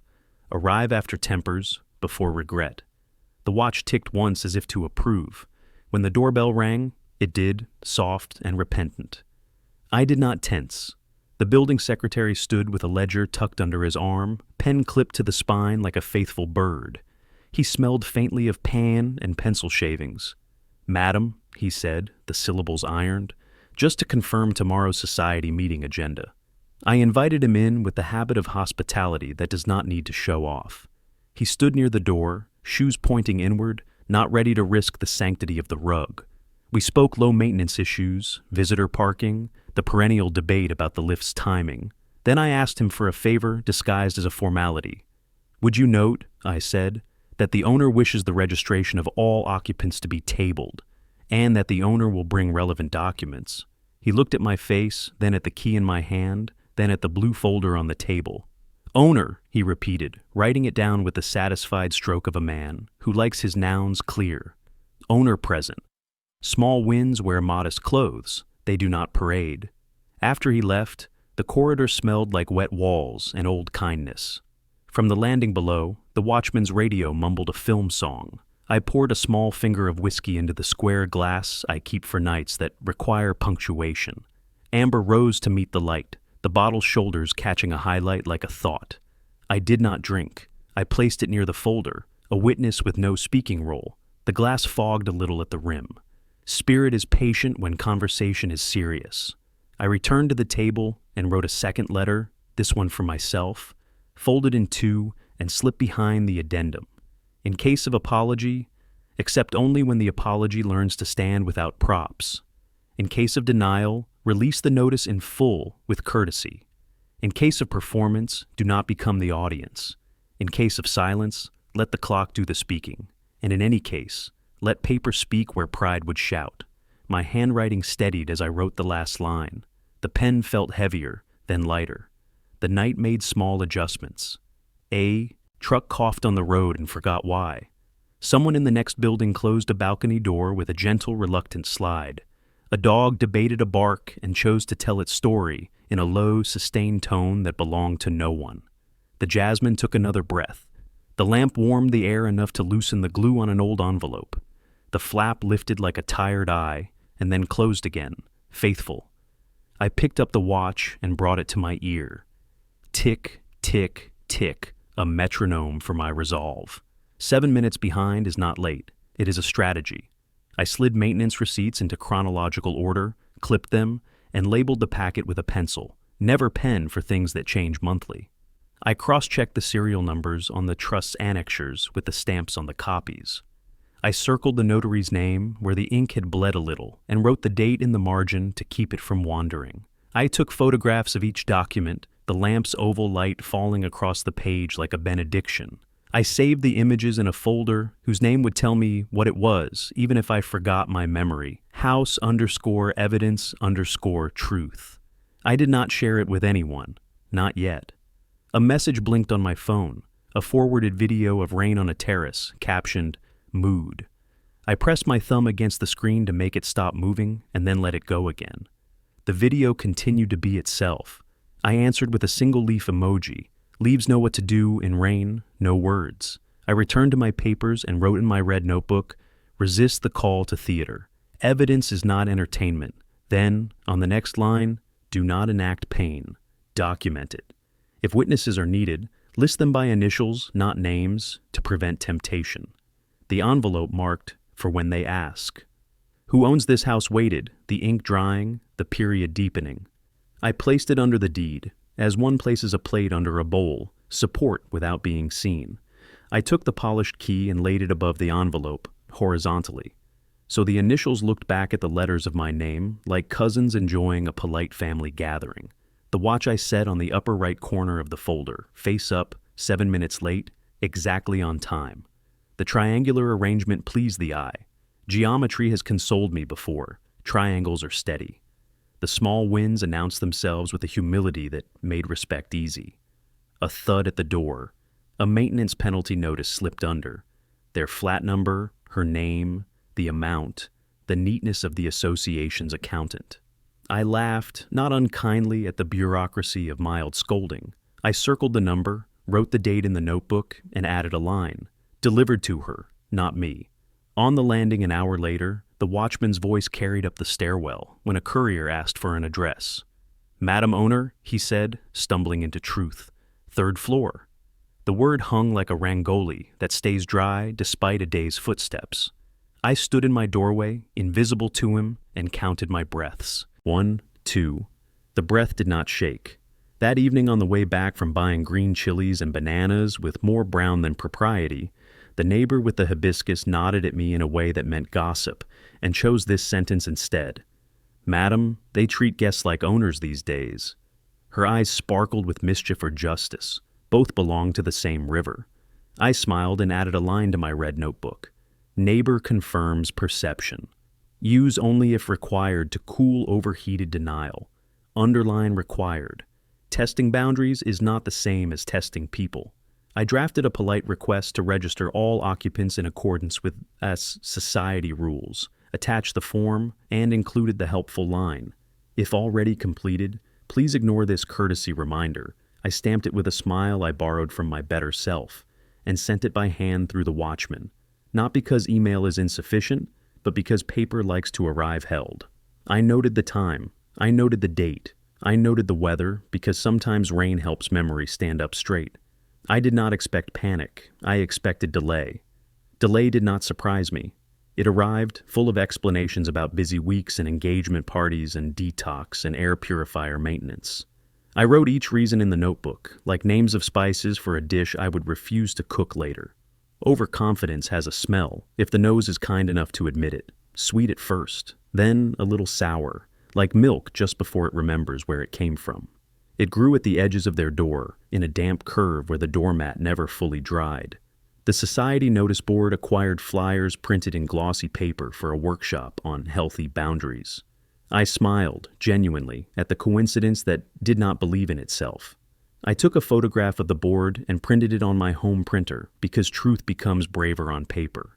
Nights arranged themselves into a montage of small scenes, each framed by the lamp's oval light. The watch ticked, the pen moved, the kettle made quiet promises. I reread the trust deed until its clauses began to speak in a voice I could imitate. I ran my fingers along the embossed seal and felt the bumpiness map itself onto my skin. I scanned serial numbers and matched them to lists. I checked the carpenter's bill from 5 years ago to confirm the sideboard purchase date, because when someone asks why the folder lived there so long, dates like to be friends. I marked my calendar with pencil stars that meant nothing to anyone else and everything to me. On one of those evenings, the sky trembled with heat lightning, far away, without thunder. The jasmine sulked. I opened the whiskey and poured exactly enough to make the glass consider its function. I held it in my hand and watched light gather in its corners like family around a table for a photograph. I did not drink. The smell, vanilla with a timber undernote, sat in the air like a guest who knows when to leave. I set the glass down next to the deed and thought of how both have a way of warming rooms not by being consumed, but by being present with intention. I kept my phone face down when older friends called, with the intuition of women who have all been daughters-in-law and mothers-in-law and every hyphen in between. I did not lie when I said, all is well. I refused the drama of venting because emotion released to the air becomes the weather and then grows arrogant. I kept my sentences short, my tone even, my words measured like medicine, only what was needed at the right dose, in glass not plastic. I practiced silence at the edge of insult, the way a seamstress practices a new stitch, slowly, evenly, with pride and mastery. Sometimes, very late, I stood in the doorway and rehearsed the reveal to the dark hallway, speaking the sentences into air so they could try on their weight, their length, their willingness to be remembered by unfriendly ears. When you asked me not to be mom, I listened. When the house asked me to be owner, I must listen too. The words sounded like themselves. They did not try to be clever, they tried to be true. I put them back in the pocket where I keep the sentences that will be spoken only once. In the mornings, I polished the key not to shine it, but to keep my hands loyal. Metal became warmer, faster in my palm. The initials continued to show themselves with less shyness and more conviction. I held the key up against the lamp so the light could run through the hole in the bow and make a coin of gold float on the runner. I placed the key on different parts of the deed and noticed how the watermark reacted. Here, it shimmered. There, it sulked. Objects have friendships we cannot legislate. They arrange themselves on the table like a parliament that knows how to govern. Delay matured into avoidance. The registration form sat unsigned, then mislaid, then in progress, then with HR, then with the consultant, then nowhere. I sent a second polite reminder, this time including the sentence, kindly note that all association privileges remain contingent on compliance. I did not underline contingent. Underlining is for people who doubt the spine of their words. I stamped the envelope with my thumbprint by accident and left it there on purpose. The building secretary called to confirm the meeting agenda. Shall I mark you as attending? He asked. Mark the owner as attending, I said. The pause that followed was not uncomfortable. It was a recalibration. Owner, he repeated, his pen scratching a word that liked being said out loud. I put the phone down and wrote in the red notebook, language training is complete for the secretary. Watchman trained himself. Neighbors in syllabus voluntarily. Couple deferred. On a Sunday afternoon, a courier misdelivered a package, a fresh set of coasters to replace the ones marked by rings honesty had left. The note inside, visible through the plastic, read, "Enjoy your uncluttered dining. Experience." It made me laugh loud enough that the jasmine paused. I sealed the package again and wrote "Return to sender" in capital letters too neat to be angry. I set it beside the folder, as if training the parcel to understand what a house accepts and what it refuses. A week later, the Society Notice for Late Night Noise Complaints listed 3 flats, not ours. Their doorbell did not light up on the board. Registration, once a politeness, read now like a precondition for being observed. I took a photograph of the board at 1907, the watch refusing to approve with its 7-minute shrug. I wrote the time both ways, board time and watch time, in the margin. 2 clocks can tell the same story. They do not have to be synchronized to be allies. The envelope labeled, "For when they ask, who owns this house, gained a sibling." For when they ask, why now? Inside, I wrote a letter that began, "Because patience is not absence, because silence is not consent, because dignity is not furniture to be moved, because legal is not loud, because names do not own houses, because houses remember the first keys they knew." I sealed it and did not decide whether it would ever be opened. Sometimes writing a letter is the only delivery required. When I finally clicked Schedule Send on the polite registration request email, I watched the little calendar box open like a flower. I set it to land 7 minutes after a likely dinner time, a time when tempers are digesting and before regret decides to be dramatic. I set a second email, the one with the gentle reminder of trust clauses, to go out 2 days after the first, not as a threat, as a choreography. The watch ticked, smug. I placed it on the folder and aligned its 12 with the deed's corner. Across the hall, a door opened and shut. Took a second to latch. Decided to, and did. The sound came into my apartment like a note confirmation. I breathed in and let Jasmine remind me that fragrance is not sentimental. It is physics. I closed the folder's buckle and felt the metal tongue find its hole and settle. The click was neither loud nor soft. It was correct. I slid the folder back an inch, not under the sideboard this time, but along the edge where shadow and lamp halved each other. The key I kept in my palm a second longer than required, because the heat of metal is an honest comfort, and I permitted myself one. I turned the watch's crown as if to set it right, and then did not, choosing its 7-minute rebellion again, deliberately, even joyfully. Its hands moved forward and then back, tiny rehearsals of a public gesture very few would see, but many would feel. The second hand kept its small, stubborn responsibility. My mouth shaped the sentence I would need. I was ready. It tasted like cardamom. It tasted like mustard oil. It tasted like paper that has agreed to outlive voices. Now, with the window slightly open, the night sighed into the room and lifted one corner of the runner. Outside, a two-wheeler stuttered, then caught its rhythm. A late bird re-shelved itself in the gulmohar. Somewhere 3 floors down, a pressure cooker let out its last breath. I placed the key in my pocket, where cloth could keep its warmth. I switched off the lamp and allowed the watermark's shimmer to become memory instead of spectacle. In the brief dark before the tube light learned its duty, everything that mattered glowed in the absence. The edges of paper, the ring on the table, the watch's face, the outline of the envelope's promise. I did not whisper anything to the room. Rooms do not need words when they have arrangements. In the morning, light arrived without commentary. I brewed tea and looked at the schedule. Email 1, tonight. Email 2, 2 days hence. Meeting, 3 days out. Agenda marked. Folder ready, documents ordered, receipts clipped. Photographs backed up to a device that mirrors duty and does not gossip. I saw briefly the path from here to a table where voices will speak and then stop. The path did not frighten me. The path had been paved quietly for years. I sipped and let the ginger make its argument in my throat. Before noon, a message arrived from the building secretary. Agenda item confirmed. Occupant registration, owner present, documents to be reviewed. The 3 semicolons pleased me. Grammar had joined the cause. I replied with a single word. Noted. I put the phone face down again and wiped the table, not because it was dirty, but because motion eases waiting. The cloth moved in small circles, the runner's frayed edge caught and released. One thread surrendered itself quietly and lay on the wood like a hair I could choose to see as omen or tidiness. I brushed it into my palm and threw it into the bin. Let superstitions be hungry elsewhere. As evening broke itself into softer pieces, I stood at the window and looked at the building opposite. In one flat, a woman watered plants with a measured hand. In another, a man pressed a shirt under a yellow bulb, the iron moving like a low train across a familiar landscape. In another, a child spun in a circle until dizziness taught delight. This is why we buy deeds, I thought. Not to own walls, but to own pauses. I turned back to the table where the folder lay and felt the room lean toward me, the way living things do when they want to see what happens next.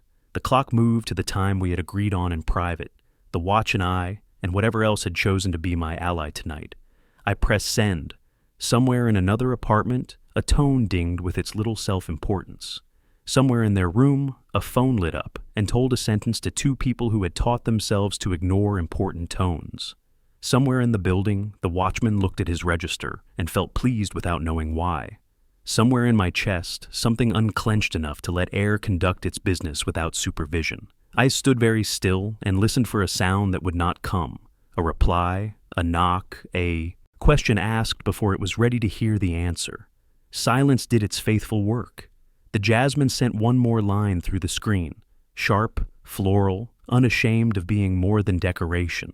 I touched the key in my pocket with my fingertips and found it warmer than my hand, as if it had stored the room's heat and refused to give it back without purpose. I smiled, tiny and private. The folder waited under the lamp for night to return with its candle of concentration. The watch kept time the way it loves to. A little late, perfectly early. I walked to the door, placed my palm flat against it as if feeling for weather, and felt instead the slight change in pressure on the other side, air disturbed by movement in the hallway, someone approaching, pausing, deciding whether to ring. The bell did not sound, the shadow under the door shifted, and in that pause, hanging like a comma between two clauses, the next part of my plan inhaled, ready to speak.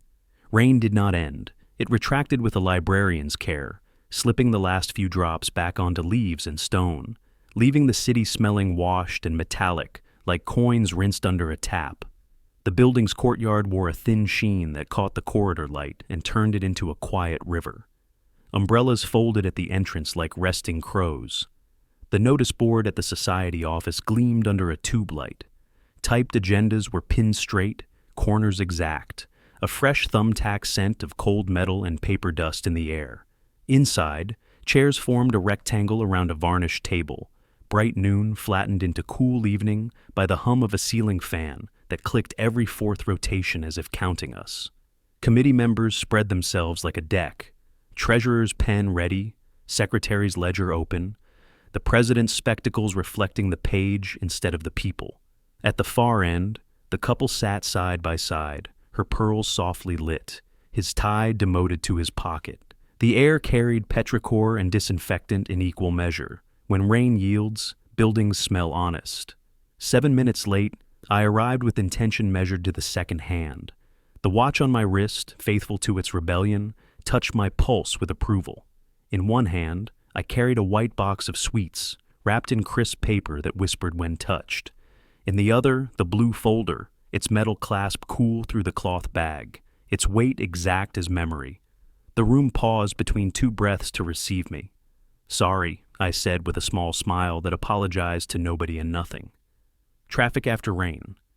I set the sweets on the side table with the gentle care reserved for newborns and reconciliations, then placed the blue folder in front of me as if laying down a sleeping child. The folder's edge lined itself with the table's grain. The lamp above threw a halo the documents had earned. "Shall we begin?" the president asked, but the secretary spoke first, throat cleared, ledger squared. "Agenda item 3, he said. Occupant registration, document clarification." His pen hovered, delighted by nouns. I folded my hands and let my bangles settle. "There's been confusion about titles," I said softly, the line stepping into the room like a guest with clean shoes. "Let's let the documents answer." Across from me, she adjusted the napkin on her lap, as if correcting the skirt of an apology. He looked at the ceiling fan and pretended to listen to its click instead of my voice. Papers slid from the folder with the sound of play cards in a practiced hand.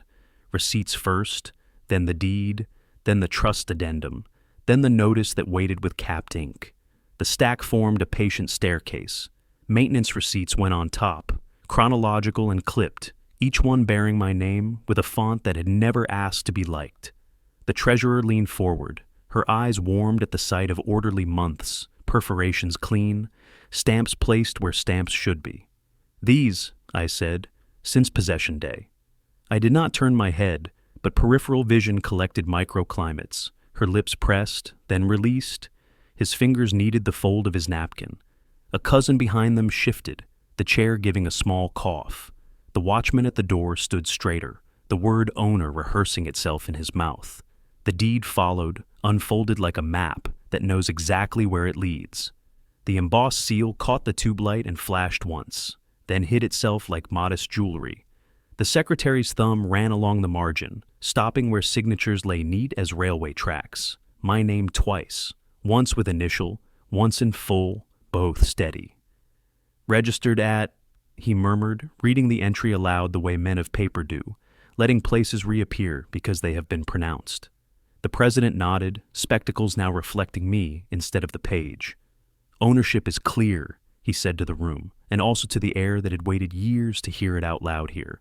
The trust addendum took its place, clauses aligned like upright soldiers, the word re-entry, wearing no drama. The secretary traced the line with his pen tip, not touching, respecting distance. He read the condition under his breath, each syllable tidy. "In the event of neglect or disrespect of the settler." The sentence finished itself without help. I said nothing. I let the language be the gavel. Across, her color drained and then returned in patches that had not agreed to their borders. She looked to him. He looked to the door. The door looked at the watchman.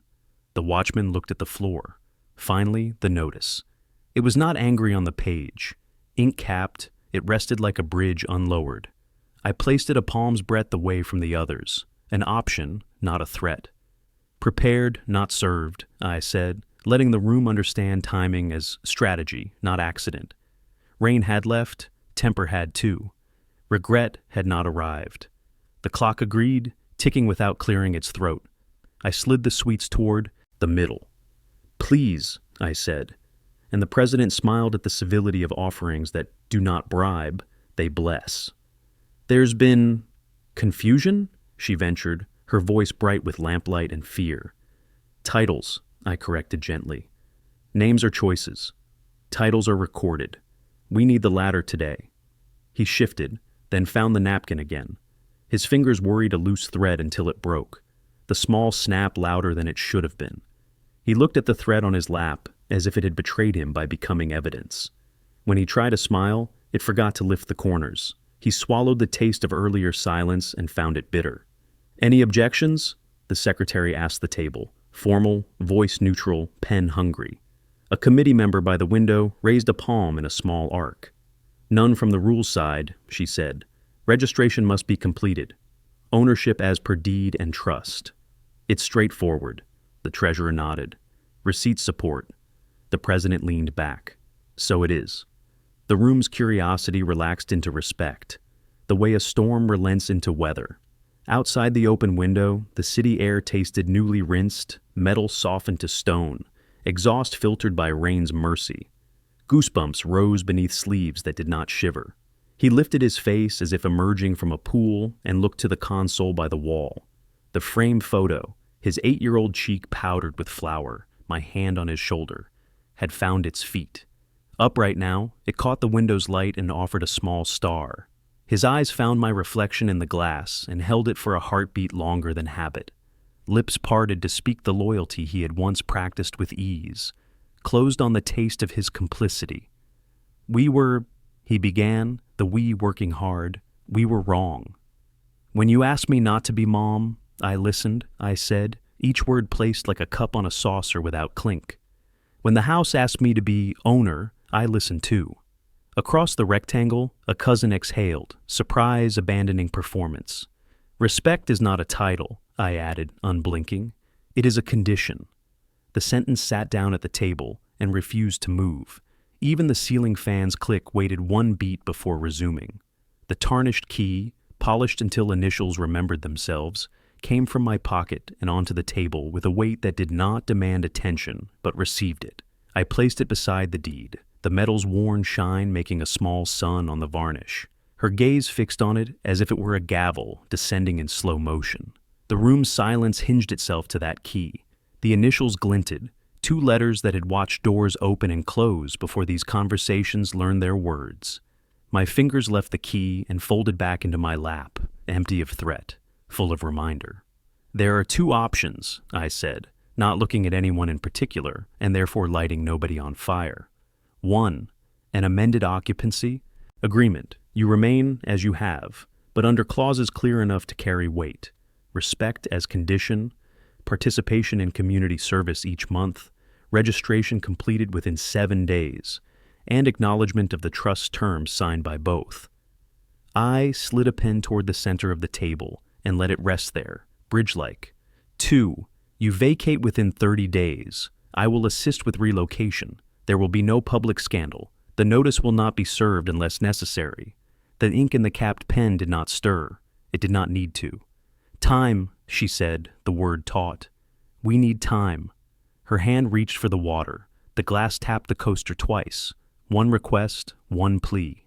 Take it, I said, and my voice did not break its own calm.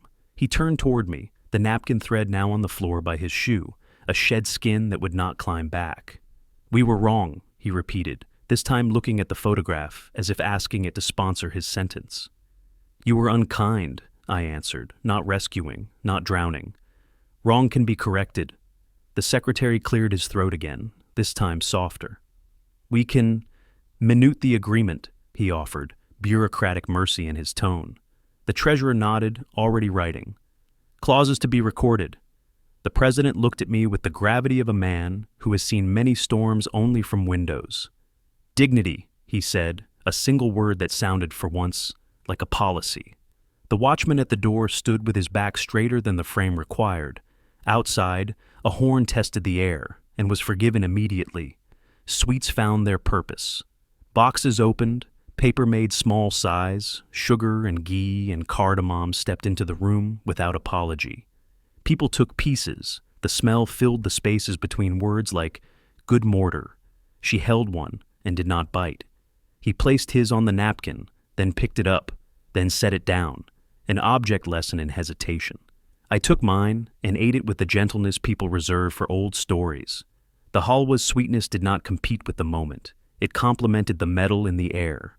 We signed, not all at once, not with drama. The amended occupancy agreement sat ready. Dates aligned with lines, margins untroubled. She signed first, her hand steady enough to be believed. He signed next, the pen making a small scratch where it met the paper's tooth. I signed last, my name practicing the same courage it had used on the deed years ago. The committee signed where witnesses are told to, president, treasurer, secretary. Ink dried visibly into fibers, a chemistry show for anyone watching closely. No voices raised themselves to be tragic. No chairs scraped to be memorable. A single strand of napkin thread lay on the floor, ignored. The room's only theatrical flourish. Neighbors who had wandered in on the pretense of proximity nodded without relish, without glee. Curiosity softened into respect, under a minute. Someone murmured, "Acha hua," the phrase, that blesses outcomes without interrogating them. The window let in air that had washed its face. The city outside looked like it had learned a better habit. On my forearm, small goosebumps rose and fell with the draft. The cotton of my sleeve warmed them into obedience. "Come," she said later, voice smaller. "Dinner." We moved to their apartment together, committee, cousins, the couple, me, an odd procession under tube lights that buzzed like locusts. The corridor tiles, still damp, released the faint smell of bleach and rain. Inside, the diffuser had been switched off. The room smelled like coriander and steam, human food in a human house. The photograph on the console stood upright without being monitored. The glass caught a small universe, and in it, for a second, my face lined up behind his shoulder as it had when he was 8. Chairs surrounded the table with new modesty. A cousin pulled a seat out and did not pull it away when I reached for it. Spoons lay without choreography. Plates expected rice and received it. The dal tasted like someone had read the recipe, then listened to the pot. In a corner, the air conditioner kept its voice to itself. The clock did its work without advertising it. Their eyes watched my hands because that is what people do when they want to know what forgiveness looks like and fear they will miss the cue. "Thank you," she said, and this time the words did not approach me like diplomats. They came barefoot, unadorned. "We will," she began, then stopped borrowing the collective. "I will do better." I nodded because some sentences deserved to stand without being applauded. He served me a second spoon of rice. His hand paused. He looked at me to see if my face would reject the offering. My face remained a cup. It received. "Eat," I said. "It is the oldest blessing I know." Conversation found safe ground. The leak near the lift that had finally been repaired. The Gulmohar's insolent bloom. The monsoon's reluctance. The neighbor's hibiscus that refused to feel inferior. Laughter came like a dog called in from the rain, shaking itself carefully, choosing where to sit. In the kitchen, plates were washed with less zeal than before, which is to say, like plates should be washed, with attention, not as penance. My key, warm from my pocket, rested near my plate, initials facing the lamp, unobtrusive and undeniable. When dessert arrived, a halwa not offended by tradition, we ate it without commentary, the spoon finding the bowl's edge with soft clicks. The photograph on the console caught the light again. The small star it made did not blink. He stood behind me for a second, his hand hovering near my shoulder and then landing, brief, careful, not claiming. "Ma!" he started and stopped with a wince that belonged to a different day. "It's all right," I said, sparing him the tightrope. Eat. He ate. The word sat between us and cooked its own meaning. On the balcony, the night had chosen to be kind. The city below exhaled steam for the last time that day and promised to stop. Somewhere, pressure cookers had already kept their word. A dog barked twice and then apologized by sitting down. The breeze found the part in my hair and cooled the scalp with the intimacy of someone who knows you do not like to be surprised. I rested my fingertips on the balcony railing and let the metal tell me its temperature. Back at the table, the secretary wiped his pen on a tissue he folded into a square. All in order, he said to no one and everyone. The treasurer took a second sweet and did not pretend to resist. The president stood, chair pushed in carefully this time. Good night, he said. He meant it. Neighbors drifted with nods that were not gossip for once. The watchman downstairs, when the elevator doors opened, saluted without ceremony. Owner, he said to the heir, practicing nouns like scales. At the door, she held my gaze. The pearls at her throat had remembered humility. Thank you, she repeated, and gratitude did not sound like a receipt being filed. We'll sign the society forms tomorrow, he added, practical, a man who had coached his mouth to move even when his stomach wanted to retreat. I'll be there, I said. Words should be as reliable as attendance. In the corridor, the chalk drawing a child had made, 2 figures and a house, had dried to a paler version of itself. Rain's edits faded. The figures still held hands. The house had regained its chimney. I slipped the key back into my pocket, not as threat, as reminder, as a habit that is also an anchor. The blue folder under my arm made no sound. The documents inside had learned discretion from the night. Back home, the door received the key like a familiar joke told correctly. The apartment smelled faintly of sandalwood and steamed rice cooling into scentless kindness. I set the folder on the table and closed it calmly. Flat palm, even pressure, the buckle finding its partner with the little kiss of completed work. The watch on my wrist ticked in perfect time for once, as if to say, enough rebellion for tonight. I stood very still and listened to the space lean back into its own shape. Quiet did not rush to cover the day. It unfurled, measured, like a sari put away without creases. The city exhaled, the fan resumed its click, the jasmine woke for its midnight shift. I poured a finger of whiskey and set it on the table, not to drink, to hold light. The amber squared itself and reflected the watch's face in a melted rectangle. When the house asks me to be owner, I repeated into the wood. I listen. The wood understood. It had held elbows of lovers and litigants. It would hold mine. One message came, received, noted, thank you, from the secretary. Another, tomorrow, 11, from the treasurer. Then a third, will come by with the forms, from him. And a last, less a sentence than a gesture, from her, a photograph of the console, the frame upright. A tiny dial lit near it, the flame modest, the caption, for the glass and for what it shows. I did not reply with words. I sent a picture of the envelope labeled, for when they ask who owns this house, tucked back into the folder and the key beside it. No caption. Some understandings do not benefit from proverbs. Midnight slid past with cat feet. The watch kept true time and seemed pleased with itself. When I turned off the lamp, the watermark's shimmer receded like a tide obeying the moon. In the dark, the house made the honest noises of old wood and serious pipes. I thought of all the rooms where names are fighting for titles tonight.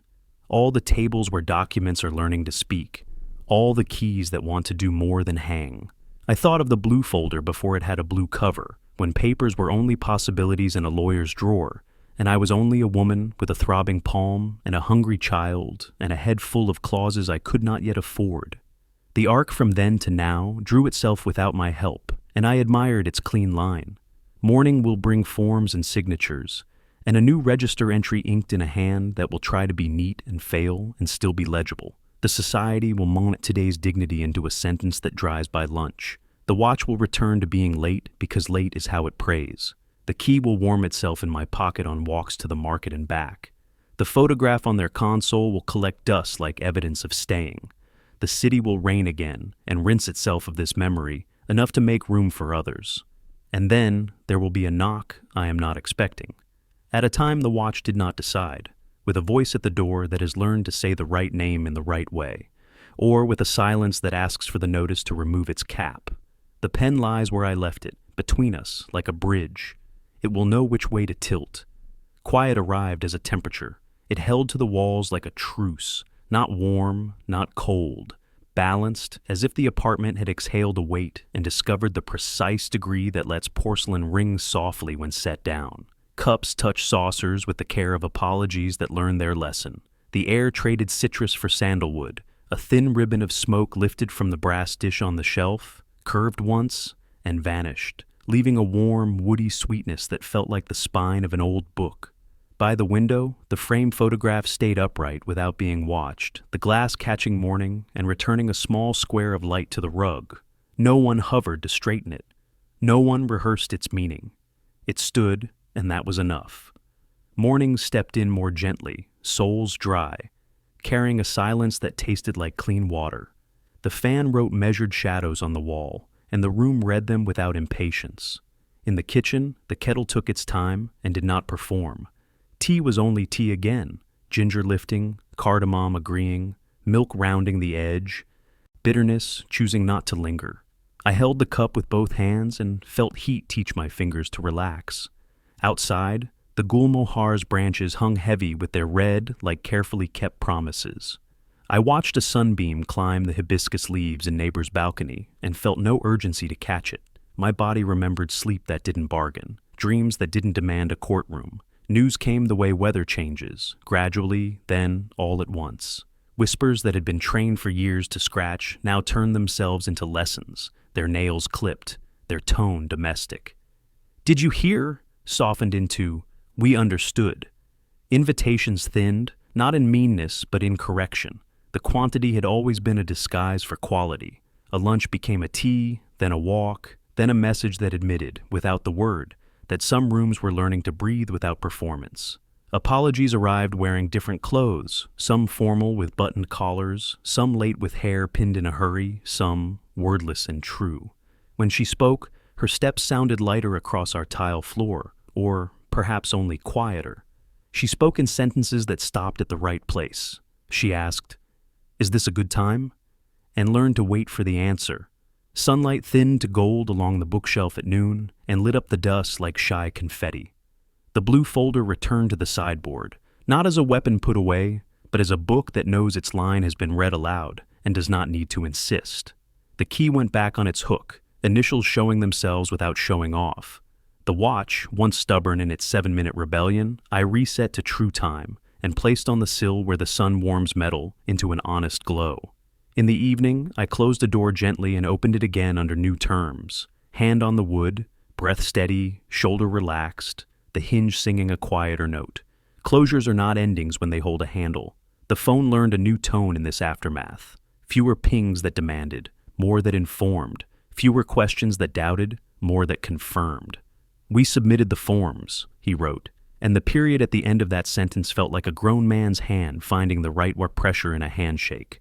"We'll attend the cleanup," she wrote next, and the image of her in old clothes, sleeves rolled, picking up the plastic behind the banyan made sense to the day.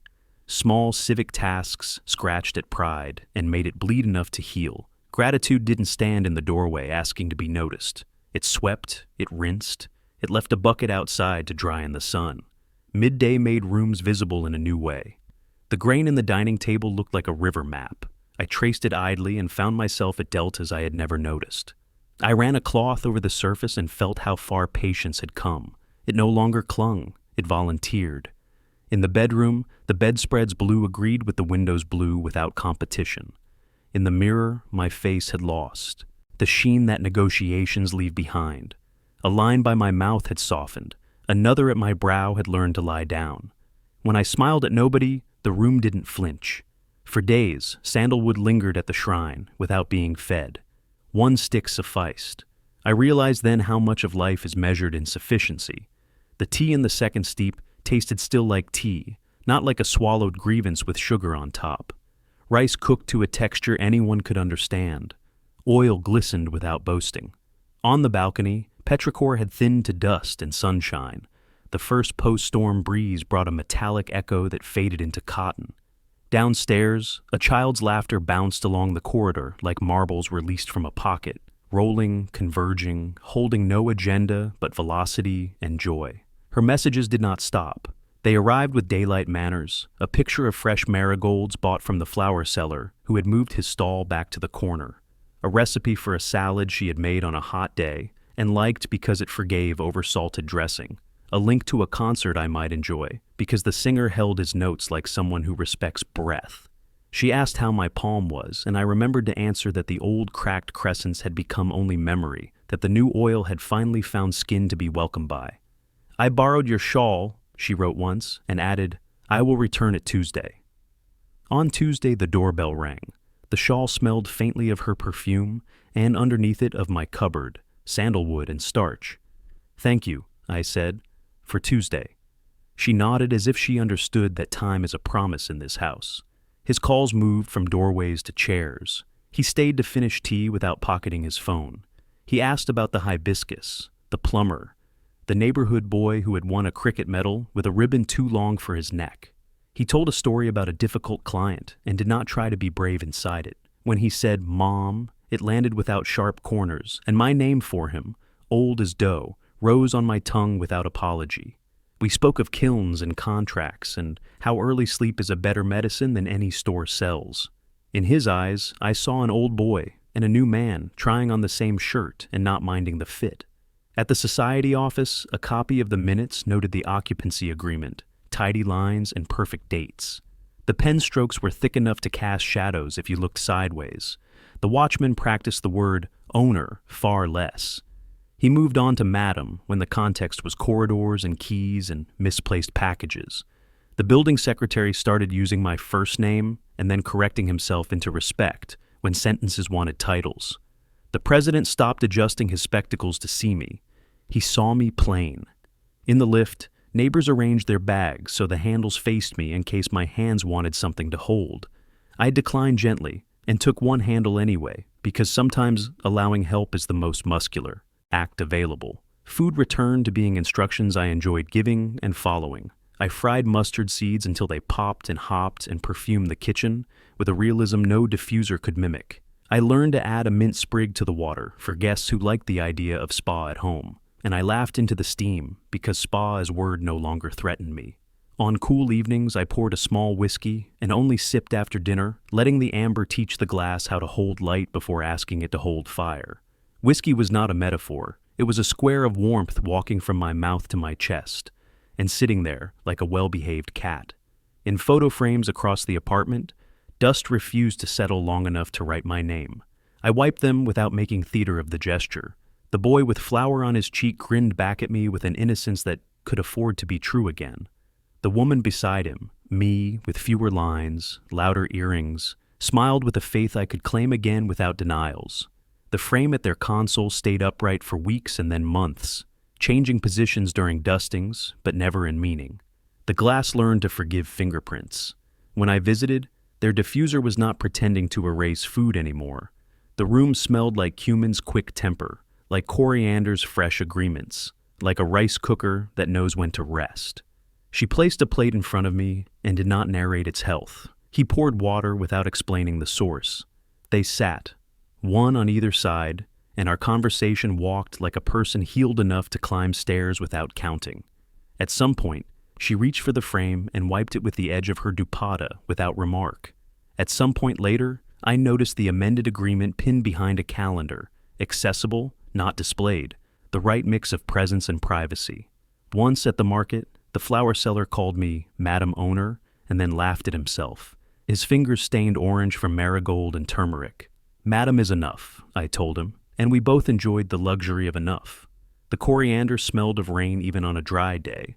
The tomatoes, stacked into geometry, glowed with the smugness of city produce that knows its buyers. I carried home 2 bags that did not cut into my fingers, and I remembered bags that had, and I thanked my hands for learning to be held. The blue folder slept. Sometimes late afternoon, I slid it out an inch and dusted its edge. The buckle caught light and breathed once. I did not open it. Documents do not crave affection. They prefer quiet.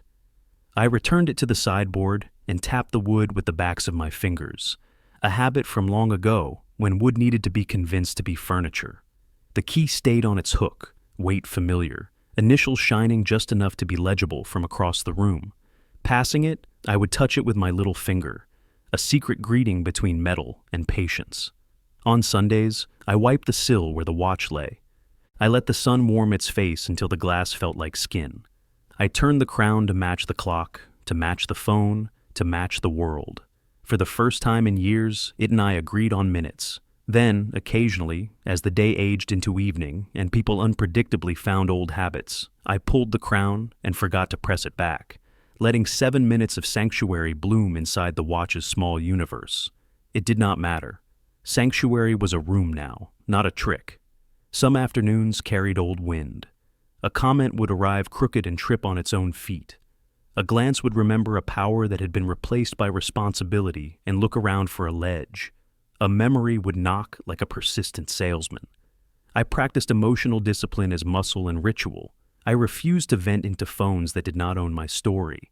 I measured my words like medicine, only when needed, exactly enough, swallowed with water, not wine. In the quiet of my kitchen, I pressed down a simmer that threatened to overboil and thought, let heat do its work, not you. The pot obeyed because I had earned the right to touch its handle. When the monsoon left, sunlight began to carry dust again, but a kind that did not make my throat argue. Petrichor retired. Ozone and jasmine left the stage. Stone went back to smelling like itself. On the walk to the corner, the corridor's smell became chalk and laundry and curry, all safe religions. A child traced a sun with yellow crayon on the wall outside and grinned at his bravery. I grinned back and did not scold the wall for being converted into sky. In the courtyard, the banyan dropped a small, secret fig into my palm. I ate it standing there, taste of green and sweetness and city and starch dust, and let its seeds announce their small revolution against my teeth. Neighbors read my face like weather. They arranged their umbrellas differently when they saw me coming, not to protect me, but to make space in the doorway for all of us to pass without shoulders touching. The watchman practiced names. He had always known them, but now he enjoyed exercising their muscles. Madam, Didi, Bhaiya, Sir, without mixing them into curry. The building secretary sent messages with clear subjects and clear verbs. The president nodded in corridors and did not add words, the rarest kindness. In the small economy of favors, we traded without indebtedness. I took their dog for a walk when they were late. They left a bag of lemons from a relative's garden at my door without ringing. I sent over a glass jar of mango pickle labeled only with the month and a smile drawn where labels demand titles. They returned the jar with oil wiped and lid tight. When we met on the stairs, we didn't perform that exchange. We performed this. Good morning. Have you seen the sun? I have. Not everything repaired itself. Some words lay where they had fallen and became part of the floor. I chose not to crouch and try to resurrect them. The frame on the console at their home still collected more fingerprints than the others. The glass was always a little smudged. I let it be. Clean is a decision, so is mercy. In my kitchen, an old crack in the tile lengthened by a millimeter. I traced it with my thumb and said, "You too?" It did not answer. Answers are not furniture here. On one evening with wind that had remembered how to flirt, we ate on their balcony. Streetlights stitched gold along the street. Scooters hummed harmonies. Pressure cookers sang distant, perfect fifths. She served Dal with ghee that forgot to apologize. He brought out a square bottle with shoulders broad as a promise and poured a finger into 3 glasses. The whiskey breathed its quiet vanilla and timber into the night. We toasted nothing. Our glasses met and made a soft clink, the kind that belongs to rooms where nobody needs to prove they can be loud. Later, he stood by the console and looked at the frame the way a man looks at a mountain he has measured wrong and then righted his math. We were foolish, he said. Not foolish with cuffs and headlines, but foolish like children who think closets are doorways to other worlds and forget that a house is already magic. We were unkind, I corrected, and the correction didn't draw blood. Foolishness cures itself. Unkindness needs work. He nodded. We're doing it. Yes, I said. You are. Back in my apartment, a breeze swept the curtain inward without drama. The room smelled of sandalwood thinning into linen. I picked up the key and rehung it after polishing its bow with the corner of my dupatta. The initials looked like they could breathe again. I slid the blue folder into its hollow under the sideboard, spines aligned, documents not stacked with urgency, but with the companionship of tools cleaned and returned. I lifted the watch from the sill and pressed the crown, letting the second hand catch the exact now without needing to chase it. On the way to bed, I closed the bedroom door gently and felt the latch decide with me, then opened it again, not for doubt, for air, because new terms include oxygen. Moral reflections arrived without altars. Family is not a claim, it is a conduct. How chairs are returned under tables, how cups are set down, how a name is held in the mouth and taken care of from sound to silence. Greed turns homes into properties and people into paperwork. Papers themselves are not villains, they are mirrors. Truth does not shout. It documents, witnesses, waits. It sits steady on a sideboard until the lamp asks it to come forward, and then it stands and does its work. Forgiveness is not a pardon. It is a boundary with a door and a key that fits on both sides. Justice, when it learns poetry, refuses spectacle and chooses proportion. On a Wednesday with light that made everything look ironed, I found a forgotten envelope at the back of a drawer. Inside, a receipt. School fees from a year when rice was more arithmetic than appetite. The paper had browned at the edges. The ink had bled a little where humidity had kissed it. I held it to the lamp and admired the undesigned art of its survival. I pressed it flat on the table and felt something in my chest sit down correctly. Not triumph, not revenge, alignment. Occasionally, the old anger knocked. It arrived with theater tickets that had not been requested. I let it in, seated it at the edge of the rug, poured it water, and asked it to speak only in specifics. It tried, it failed, it left. The door clicked softly behind it, and the key on the hook did not need to be touched. I did not recount this to anyone. Some victories are only valuable when they remain uncelebrated. On festival morning, marigolds crowded the shrine again, orange like concentrated sunrise. She came early with a string of them, eyes soft, dupatta slightly crooked from the rush of wanting to be on time. He followed with sweets wrapped in a paper that whispered the name of a shop with poor spelling and excellent taste. We lit the lamp and stood very, very still. Smoke rose and wrote its deliberate sentence in the air. We read it together. May this house keep remembering what it is. At noon, I opened the window and let dust and sunshine do their old duet. Down the corridor, a child tossed a ball that hit the wall and returned with the certainty rubber promises. A mother called a name, and the name came, elastic. I put on my sandals and stepped into the hall. The chalk sun had faded to a kind of pale joy. Footsteps from the stairwell approached, then slowed, then continued. Neighbors learning a new choreography around one another. Walking that corridor, the rain smell memory had thinned into something simpler, less cinematic, and more edible. A distant kitchen fried something with cumin that sounded like rain on a tin roof. A pressure cooker somewhere sang a single note and stopped as if respecting our hallway. My watch ticked true and unhurried. The blue sky through the staircase grill looked like it needed nothing from me. A child's laughter bounced like marbles, scattered and regathered, rolling into corners, refusing patterns, inventing them anyway. At the landing, a neighbor's door was propped open with a brick that had known rain and then sun. I glanced in. Sandalwood, coriander, school shoes drying near the fan, a plastic dinosaur parked by the leg of a chair. Life, not curated, lived. A hand waved from the kitchen. I waved back and continued. My fingers brushed the wall, cool, slightly gritty where paint had chosen to be. Honest. The key in my pocket touched my thigh and said nothing. It didn't need to. Near the notice board, a new paper had been pinned. A lost and found list with a necklace described carefully, 3 keys on a ring with a faded blue tag, and a single sentence at the bottom in the secretary's upgraded handwriting. Please return what does not belong to you.